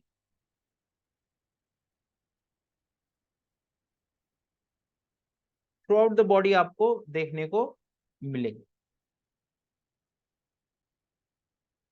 For example, अगर मोस्ट कॉमन कह रहे हो तो एग्जाम्पल देखने की कोई जरूरत नहीं है. मोस्ट कॉमन मतलब कि थ्रू आउट द बॉडी देखने को मिलेगी. और फिर तीसरी आती है साइनोसॉइड कैपिलरी. जिसमें लार्ज इंट्रासेलुलर क्लेफ्ट्स हमको देखने को मिल सकती है।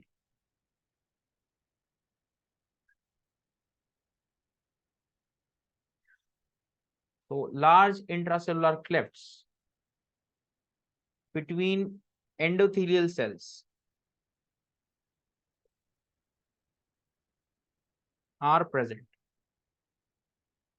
इतनी बड़ी है कि आरबीसी भी पास कर सकती है, इतनी बड़ी गैप्स रहेंगी। इसका एग्जांपल आएगा बोन मैरो। बोन मैरो में ब्लड सेल्स मैच्योर होते हैं और मैच्योर ब्लड सेल्स अब ब्लड स्ट्रीम में एंटर करने के लिए ऐसी साइनोसॉइड कैपिलरीज के इंट्रासेलुलर क्लेफ्ट्स के थ्रू मूव करेगी और ब्लड स्ट्रीम में एंट्री ले लेगी। Right, these are the three types of blood capillaries.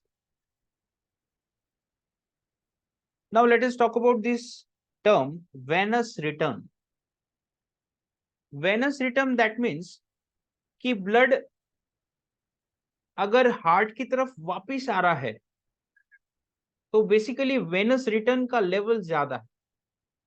जितना वेनस रिटर्न ज्यादा रहेगा उतना ब्लड हार्ट में डिपॉजिट होगा, और जितना ज्यादा ब्लड हार्ट में डिपॉजिट होगा उतना ज्यादा ब्लड प्रेशर बढ़ेगा।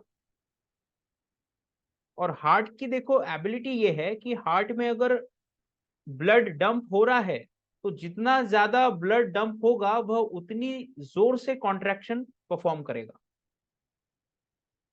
सो venous return basically represents flow of blood from periphery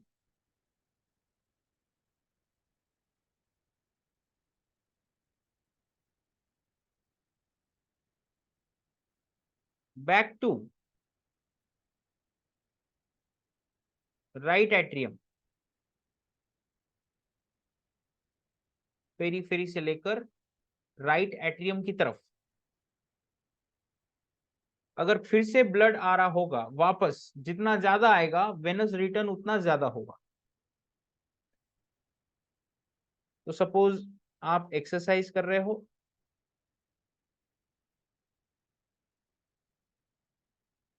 तो ब्लड फ्लो भी इंक्रीज होगा। जितना ब्लड फ्लो इंक्रीज होगा उतना वेनस रिटर्न इंक्रीज होगा। जितना वेनस रिटर्न होगा उतना स्ट्रोक वॉल्यूम इंक्रीज होगा, और जितना स्ट्रोक वॉल्यूम इंक्रीज होगा उतना कार्डियक आउटपुट इंक्रीज होगा। ठीक है, तो अगर एक्सरसाइज कर रहे होगे तो ब्लड फ्लो इंक्रीज होता है। जितना ब्लड हार्ट के बाहर निकलेगा वह बाद में हार्ट की तरफ रिटर्न आएगा। तो जितना बाहर निकल रहा है उतना ही, या जितना ज्यादा बाहर निकलेगा हार्ट के उतना ज्यादा हार्ट में फिर से आएगा। अब हार्ट की कैपेसिटी क्या है कि अगर वॉल्यूम इंक्रीज हो रहा है ब्लड का और ब्लड जमा हो रहा है हार्ट में तो हार्ट उतनी जोर से कॉन्ट्रैक्ट करता है। आगे जाकर हम स्टर्लिंग्स हाइपोथेसिस देखेंगे। स्टर्लिंग हाइपोथेसिस ये कहता है कि जितना ज्यादा ब्लड जमा होगा हार्ट में, हार्ट उतनी ताकत से कॉन्ट्रैक्शन परफॉर्म करेगा। Right, so venous return that means flow of blood from periphery back to the right atrium. Clear?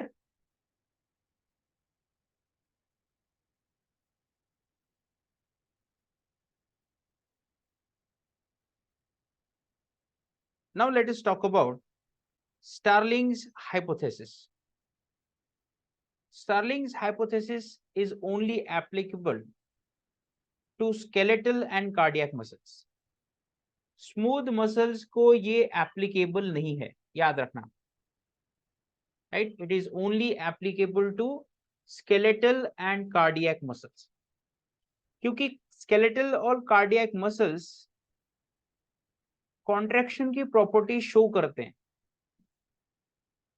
ऐसा समझो कि स्केलेटल मसल्स को आप स्ट्रेच कर रहे हो, ठीक है, या सपोज स्केलेटल मसल्स के ऊपर या कार्डियक मसल्स के ऊपर आप प्रेशर डाल रहे हो, तो उस प्रेशर के अगेंस्ट वह उतनी ही जोर से रिएक्शन परफॉर्म करेंगे या सपोज कॉन्ट्रैक्शन परफॉर्म करेंगे। लेकिन स्मूथ मसल्स का ऐसा नहीं रहता, इसीलिए स्टार्लिंग्स हाइपोथेसिस स्मूथ मसल्स को अप्लाई नहीं होता। स्टार्लिंग हाइपोथेसिस दो चीजों के बीच में रिलेशन को रिप्रेजेंट करता है। उसमें से पहली चीज है इनिशियल फाइबर लेंथ और दूसरी चीज है टोटल टेंशन। अब total tension that means pressure, ठीक है, total tension that means pressure. और इनिशियल फाइबर्स लेंथ मतलब कि सपोज कुछ मीटर्स में उसकी लेंथ है कार्डियक मसल की। अब सपोज हमने एक कार्डियक मसल लिया, उसकी लेंथ सपोज 1 सेंटीमीटर है, और इस कार्डियक मसल्स को हमने खींचा 2 सेंटीमीटर का किया, तो जितना प्रेशर हमने इसको 2 सेंटीमीटर बनाने के लिए लगाया है, वह उतनी ही प्रेशर से फिर से कॉन्ट्रैक्शन परफॉर्म करके अपने नॉर्मल शेप में आएगा। अब इसी प्रॉपर्टी को आप थोड़ा सा कोरिलेट करो इस सिचुएशन में कि वेंट्रिकल्स में ब्लड जमा हो रहा है। अब जितना ज्यादा ब्लड जमा हो रहा है, यह वेंट्रिकल की वॉल उतना ज्यादा डिस्टेंट होगी, या हम कहेंगे वह उतना ज्यादा फैलेगी। तो जितना ज्यादा वह फैलेगी उतनी ही जोरों से कॉन्ट्रैक्शन परफॉर्म करेगी, right. So according to this hypothesis, the initial length of fiber is determined by the degree of diastolic filling of the heart. Diastolic filling of the heart, that means heart के अंदर कितना blood जमा हो रहा है, ठीक है। जब हार्ट रिलैक्स होगा तब डायस्टोल शुरू रहेगा, ब्लड उतना ज्यादा हार्ट के अंदर जमा होगा। And the pressure developed in the ventricle is proportional to the volume of ventricle at the end of filling phase, ठीक है। जैसे जैसे डायस्टोल कंटिन्यू होगा वैसे वैसे वेंट्रिकल में ज्यादा से ज्यादा ब्लड जमा होगा। तो at the end of ventricle relaxation, जितना ब्लड जमा हुआ है और जितने ब्लड से जितना ज्यादा हार्ट के वेंट्रिकल के मसल्स के ऊपर प्रेशर आया है, उस प्रेशर को रिलीज करने के लिए हार्ट के मसल उतनी ही ताकत से कॉन्ट्रैक्ट करेंगे, right. So it represents the intrinsic ability of heart to adopt to increasing volume of blood flow. जैसे जैसे वॉल्यूम इंक्रीज होगा ब्लड का, वैसे वैसे इनका कॉन्ट्रैक्शन का स्ट्रेंथ भी इंक्रीज होगा। तो बेसिकली इस स्टार्लिंग हाइपोथेसिस को हम इस डायग्राम के थ्रू या इस ग्राफ के थ्रू रिप्रेजेंट कर सकते हैं, ठीक है। अब यहाँ पर सिस्टोलिक इंट्रावेंट्रिकुलर प्रेशर दिखाया है, मतलब कि जब वेंट्रिकल कॉन्ट्रैक्ट होता है तो प्रेशर कितना रहता है। और यहाँ पर दिखाया है diastolic intraventricular pressure, that means जब रिलैक्सेशन हो रहा है वेंट्रिकल का तब कितना प्रेशर लगता है। तो इनके बीच में जितना डिफरेंस रहेगा उतना टेंशन कार्डियक मसल झेल सकता है, ठीक है। जैसे कि सपोज रबर को इमेजिन करो, रबर, ठीक है, आप रबर को इमेजिन करो। अब सवाल है कि सर रबर के ऊपर हम कितना प्रेशर डाल सकते हैं। तो उसका आंसर ये है कि जब रबर के ऊपर कोई प्रेशर नहीं रहता, कोई टेंशन नहीं रहता, सपोज उसकी वैल्यू 0 है, और हम रबर को कितना खींच सकते हैं। तो सपोज हम 120 यूनिट्स तक रबर को खींच सकते हैं, उसके बाद रबर टूट जाएगा। तो 0 से लेकर 120 के बीच में, मतलब कि 120 माइनस 0 दैट इज 120, इतना यूनिट हम इस रबर के ऊपर प्रेशर डेवलप कर सकते हैं। बात समझ में आ रही है।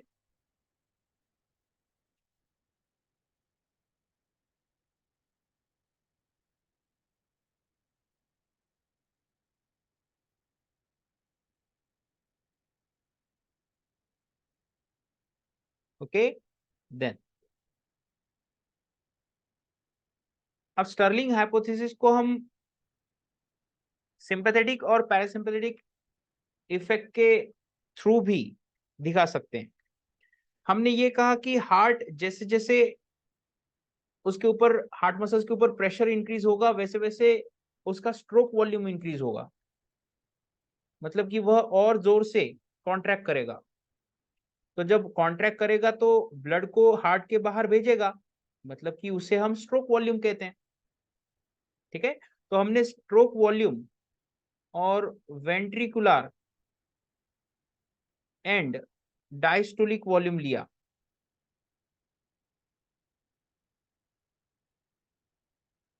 Right, ventricular and diastolic and volume, diastolic, ventricular and diastolic volume. तो नॉर्मल कंडीशन में सपोज हमें ऐसा ग्राफ मिला। ठीक है, नॉर्मल कंडीशंस में हमको ऐसा ग्राफ मिला। अगर सपोज सिंपैथेटिक एक्टिविटी हुई हार्ट के ऊपर, तो वह जोरों से कॉन्ट्रैक्ट करेगा। सिंपैथेटिक एक्टिविटी होने की वजह से वैसोकंस्ट्रिक्शन होगा, ब्लड कोर बॉडी की तरफ ज्यादा रहेगा, जिसकी वजह से हार्ट में ज्यादा ब्लड आएगा। हार्ट में ज्यादा ब्लड आया तो ब्लड की वजह से कार्डियक मसल्स के ऊपर उतना प्रेशर क्रिएट होगा, और कार्डियक मसल्स के ऊपर जितना ज्यादा प्रेशर क्रिएट होगा तो उतना जोरों से कॉन्ट्रैक्शन परफॉर्म करेगा।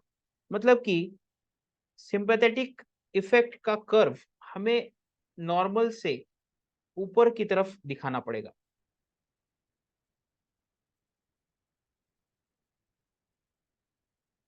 So this curve represents sympathetic effect, that is positive inotropic effect.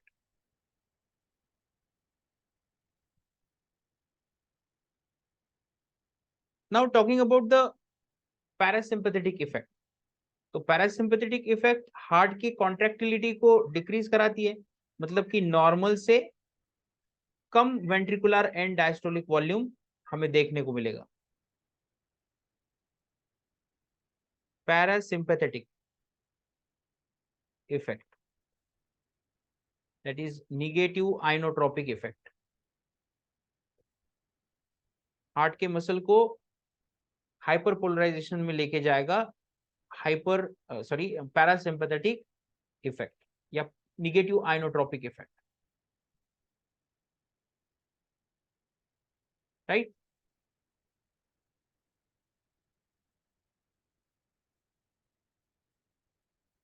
अब देखो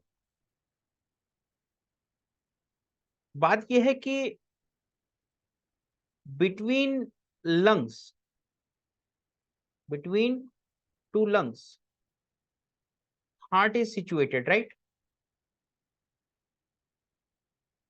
यहां पर हम कुछ ऐसे रिप्रेजेंट करते हैं heart. Right, between two lungs heart is present. अब सोचो जब हम सांस ले रहे हैं, तो जब हम सांस ले रहे हैं तब लंग्स एनलार्ज होंगे, और जब एनलार्ज होंगे लंग्स तो हार्ट के ऊपर प्रेशर आएगा, क्योंकि जब लंग्स एनलार्ज होंगे तो उनकी वॉल्स भी लार्ज होगी। लंग्स की वॉल और हार्ट की वॉल एक दूसरे के कांटेक्ट में। ऐसा इमेजिन करो कि ये इतनी रूम है या इतनी जगह है, यहाँ पर आप हो, यहाँ पर आप हो। अब आपने क्या किया, फैलना शुरू कर दिया, अपने हाथ पैर फैला रहे हो आप, जिसकी वजह से आपके फ्रेंड के ऊपर तो प्रेशर आएगा ना। मतलब कि जब लंग्स फैलता है तब हार्ट के लिए जगह कम हो जाती है, जब लंग्स रिलैक्स होगा तब हार्ट के लिए जगह ज्यादा बन जाएगी। तो इसी के लिए हम कहते हैं कि रेस्पिरेशन की वजह से एट्रियल प्रेशर में फ्लक्चुएशंस देखने को मिलेंगे। रेस्पिरेटरी वेव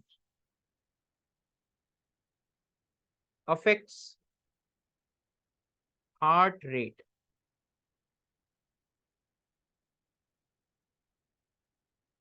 जब हम रेस्पिरेशन परफॉर्म करते हैं तो रेस्पिरेशन की वजह से प्रेशर वेव क्रिएट होती है। लंग्स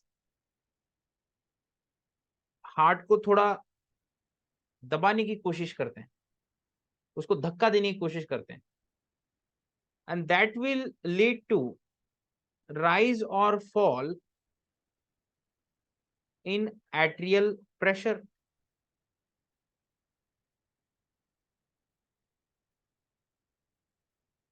एट्रियल प्रेशर में एक तो इंक्रीज होगा या डिक्रीज होगा, और उसकी रेंज है 4 to 6 mm ऑफ एच। मतलब कि लंग्स की वजह से 4 to 6 mm ऑफ एच इतना राइज और फॉल होगा एट्रियल प्रेशर में। अब जब हम रेस्पिरेशन परफॉर्म करते हैं तो बेसिकली दो चीजें होती है उसमें, एक है इंस्पिरेशन और इंस्पायरेशन, दैट मीन्स सांस को अंदर लेना, और दूसरा है एक्सपायरेशन, दैट मीन्स सांस को बाहर छोड़ना।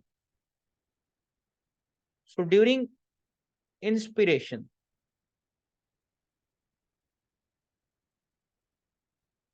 the lung volume decreases.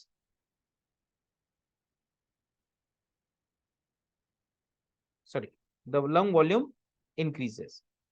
जब हम सांस को अंदर लेते हैं तो लंग का वॉल्यूम इंक्रीज होगा, जिसकी वजह से हार्ट के ऊपर प्रेशर आएगा।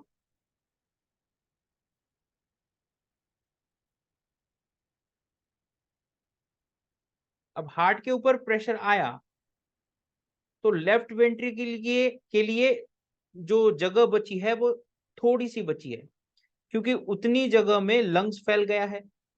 तो ऐसे केस में जगह नहीं है, इसलिए हार्ट भी अपना स्ट्रोक वॉल्यूम डिक्रीज कर देता है। लंग्स को भी फैलने के लिए जगह लगती है, वेंट्रिकल को भी फैलने के लिए जगह लगती है, लेकिन जिस जगह में वेंट्रिकल फैलने वाला होता है उसमें से कुछ जगह में अब लंग्स फैल चुका है, जिसकी वजह से लंग के लिए वेंट्रिकल के लिए फैलने के लिए जगह नहीं है। तो इसके रिस्पॉन्स में वेंट्रिकल अपना स्ट्रोक वॉल्यूम थोड़ा डिक्रीज कर देता है। Left ventricle volume reduces. Left ventricle का वॉल्यूम रिड्यूस हो गया तो स्ट्रोक वॉल्यूम भी रिड्यूस होगा।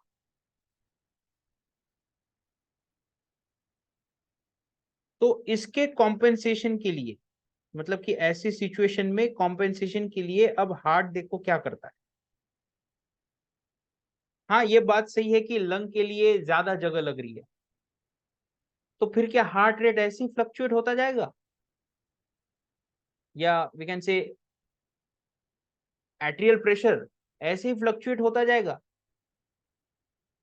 उसका आंसर है नहीं। अब इसके लिए हार्ट ये बंदोबस्त करता है कि जब उसके लिए जगह कम रहती है फैलने के लिए तो हार्ट अपना रेट इंक्रीज करा देता है।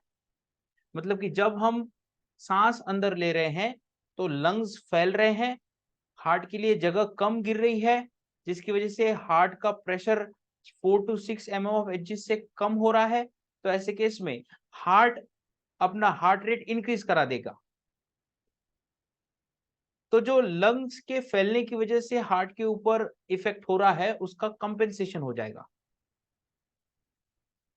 For compensation heart rate is increased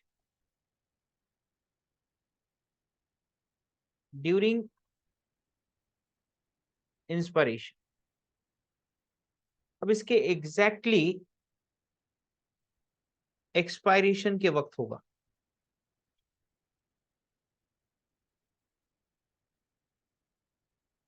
So during expiration lung volume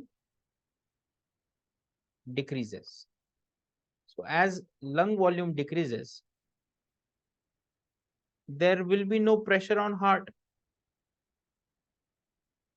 ठीक है, हार्ट के ऊपर कोई भी प्रेशर नहीं आएगा लंग्स की वजह से, जिसकी वजह से लेफ्ट वेंट्रिकल को फैलने के लिए जगह रहेगी, लेफ्ट वेंट्रिकल फैल जाएगा।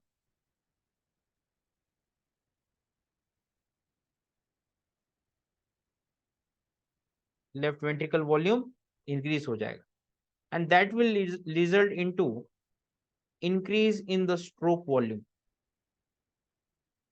ठीक है, इसका रिजल्ट क्या होगा, स्ट्रोक वॉल्यूम में इंक्रीज हो जाएगा।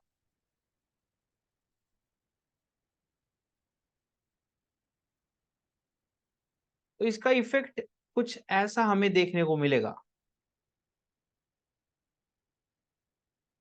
ठीक है, अब यहां पर हम ग्राफ में लंग वॉल्यूम को रिप्रेजेंट करते हैं कुछ इस तरीके से, और यहां पर सपोज हम एट्रियल प्रेशर को लेते हैं। ठीक है, ये वाला जो एरिया है वह एट्रियल प्रेशर को रिप्रेजेंट करता है, नीचे वाला, यहां से नीचे, और यहां से ऊपर रिप्रेजेंट करता है लंग वॉल्यूम को। ठीक है, यहां से नीचे रिप्रेजेंट करता है लंग वॉल्यूम को। अब जैसे ही लंग वॉल्यूम इंक्रीज होगा, जैसे ही लंग वॉल्यूम इंक्रीज होगा, एट्रिया के ऊपर प्रेशर डिक्रीज होगा। जैसे ही लंग वॉल्यूम डिक्रीज हुआ, एट्रियल प्रेशर इंक्रीज हो जाएगा। जैसे ही अगेन लंग वॉल्यूम इंक्रीज हुआ, एट्रियल प्रेशर डिक्रीज हो जाएगा। राइट, तो ये ऐसा चलता रहेगा। ओके, यहां पर हम इंस्पिरेशन रिप्रेजेंट करते हैं और यहां पर एक्सपिरेशन रिप्रेजेंट करते हैं।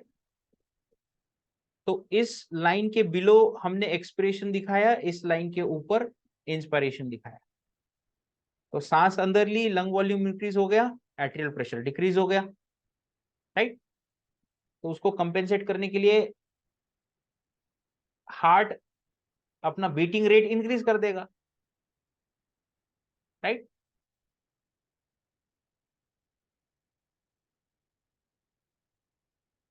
तो एक्सपायरेशन के वक्त एग्जैक्टली उल्टा होता है। आप एक लाइन यहां पर लिख लो कि for compensation heart rate is decrease during expiration. For compensation heart rate is decreased during expiration.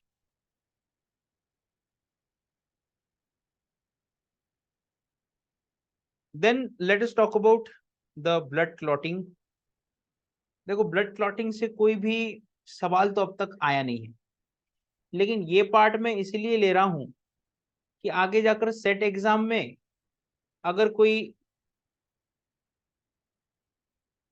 Question ऐसा आया कि फैक्टर 4 क्या रिप्रेजेंट करता है, तो वो क्वेश्चन छूटना नहीं चाहिए। इसीलिए मैं ये पार्ट आपको एक बार थोड़ा सा इंट्रोडक्टरी लेवल पर पढ़ा देता हूं। ठीक है, देखो टोटल 13 क्लॉटिंग फैक्टर्स आइडेंटिफाई हो चुके हैं। फैक्टर 1 है फाइब्रिनोजन। ठीक है, फैक्टर 1 है फाइब्रिनोजन। फैक्टर 2 है प्रोथ्रोम्बिन। फैक्टर 3 रहेगा थ्रोम्बोप्लास्टिन, जिसको टिश्यू फैक्टर भी कहा जाता है। फैक्टर 4 रहेगा, सॉरी फैक्टर 3 रहेगा थ्रोम्बोप्लास्टिन, फैक्टर 4 रहेगा कैल्शियम। ठीक है, कैल्शियम। फैक्टर 5 रहेगा लेबाइल फैक्टर, जिसको प्रो एसेलरिन और एसेलरेटर ग्लोबुलिन कहा जाएगा। फैक्टर 7 रहेगा स्टेबल फैक्टर। फैक्टर 8 रहेगा anti haemophilic factor. Royal disease और हीमोफीलिया, इसके साथ कौन सा फैक्टर एसोसिएटेड है, ब्लड क्लॉटिंग फैक्टर 7। इंग्लैंड की क्वीन एलिजाबेथ, उसके जो भी एंसेस्टर और उसकी जो भी प्रोजेनीज हैं, उनमें ये डिजीज देखने को मिलता है, रॉयल डिजीज। रॉयल लोगो में होता है इसलिए रॉयल डिजीज कहा गया। उनके ब्लड में एंटी हीमोफिलिक फैक्टर नहीं बनता, वो इसलिए क्योंकि एंटी हीमोफिलिक फैक्टर का जीन म्यूटेटेड रहता है। अगर ऐसे पर्सन को एक बार कोई कट लग जाए तो ब्लड फ्लो स्टॉप नहीं होता, बहुत मुश्किल से हो जाएगा। ठीक है, एंटी हीमोफिलिक फैक्टर। उसके बाद फैक्टर 9 आता है क्रिसमस फैक्टर। फैक्टर 10 आएगा स्टुअर्ट प्रोवर फैक्टर। फैक्टर 11 आएगा प्लाज्मा थ्रोम्बोप्लास्टिन एंटीसीडेंट। फैक्टर 12 आएगा फेब्रिन स्टेबलाइजिंग फैक्टर। उसके बाद फैक्टर 13 आएगा हेजमन फैक्टर और कॉन्टैक्ट फैक्टर। ठीक है, सो 1 2 3 4 5, यहां पर 6 चाहिए, सॉरी फैक्टर 6 नहीं रहता है, फैक्टर 6 आइडेंटिफाई नहीं हुआ है, तो ये फैक्टर 7 चाहिए, ये 8 चाहिए, 9, ये 10, ये 11, 12 और ये 30। ठीक है, हेजमन फैक्टर और कॉन्टैक्ट फैक्टर, ये रहेगा फैक्टर नंबर 30। ठीक है, हालांकि यहां से क्वेश्चन नहीं आया है तो इसको इतना सीरियसली लेना नहीं है। ओके, आपने थोड़ा सा इसको स्किप भी कर दिया तो भी कोई प्रॉब्लम नहीं। ठीक है, लेकिन मैं ये ले लेता हूं। तो देखो, ब्लड क्लॉटिंग 3 स्टेजेस में होती है। पहली स्टेज है प्रोथ्रोम्बिन एक्टिवेटर का फॉर्मेशन। दूसरी स्टेज है प्रोथ्रोम्बिन का थ्रोम्बिन में कन्वर्जन। और तीसरी स्टेज है फाइब्रिनोजिन का फाइब्रिन में कन्वर्जन। तो मैं सिंपल तरीके से आपको ये चीज रिप्रेजेंट करता हूं। सपोज किसी ब्लड वेसल को इंजुरी हो गई। ठीक है, इंजुरी हो गई, तो यहां पर 2 तरीके से रिस्पॉन्स देखने को मिलेगा। जहां पर ब्लड इंजुरी हुई है वहां पर कोलेजन एंड थ्रोम्बोप्लास्टिन एक्सपोज होते हैं। थ्रोम्बोप्लास्टिन के एक्सपोजर की वजह से अब थ्रोम्बिन का एक्टिवेशन होता है।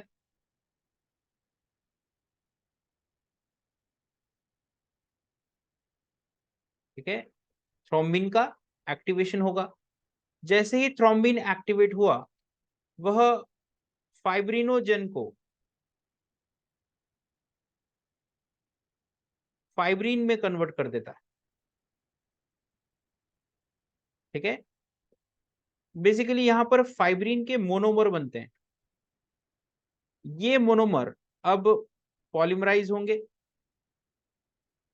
और पॉलीमराइजेशन की वजह से अब जो टेम्पररी क्लॉट पहले बना था, जो कि ब्लड को टेम्पररी टाइम तक, कुछ समय के लिए ब्लड फ्लो को रोक रहा था, वह एक फर्म या डेफिनेटिव क्लॉट में कन्वर्ट हो जाएगा। ठीक है, ये एक रिस्पॉन्स देखने को मिलेगा। अब दूसरा रिस्पॉन्स है कि जहां पर ब्लड वेसल्स में इंजुरी हुई है वहां पर ब्लड प्लेटलेट्स रिक्रूट होती है।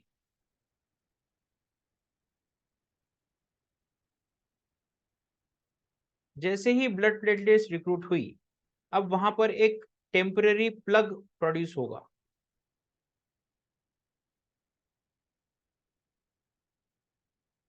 Temporary plug that means blood flow को रोकने के लिए एक network of platelets. Now here platelets releases a chemical known as 5-hydroxytryptamine.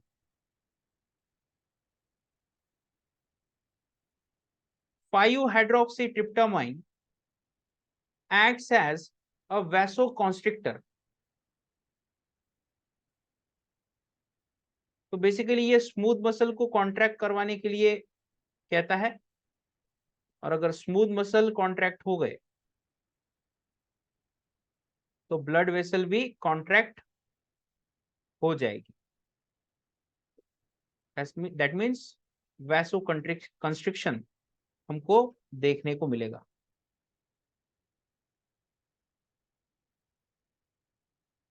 ठीक है, तो एक ये जनरल फ्लो चार्ट है जो ब्लड क्लॉटिंग को रिप्रेजेंट करता है। आपने ये फ्लो चार्ट याद रखना है, अगर क्वेश्चन आया तो यही से ही आएगा, और अगर पॉसिबल हुआ तो ब्लड क्लॉटिंग फैक्टर्स को भी याद रख लो। ठीक है, so that was all about circulatory system. Next lecture में देखेंगे हम रेस्पिरेटरी सिस्टम।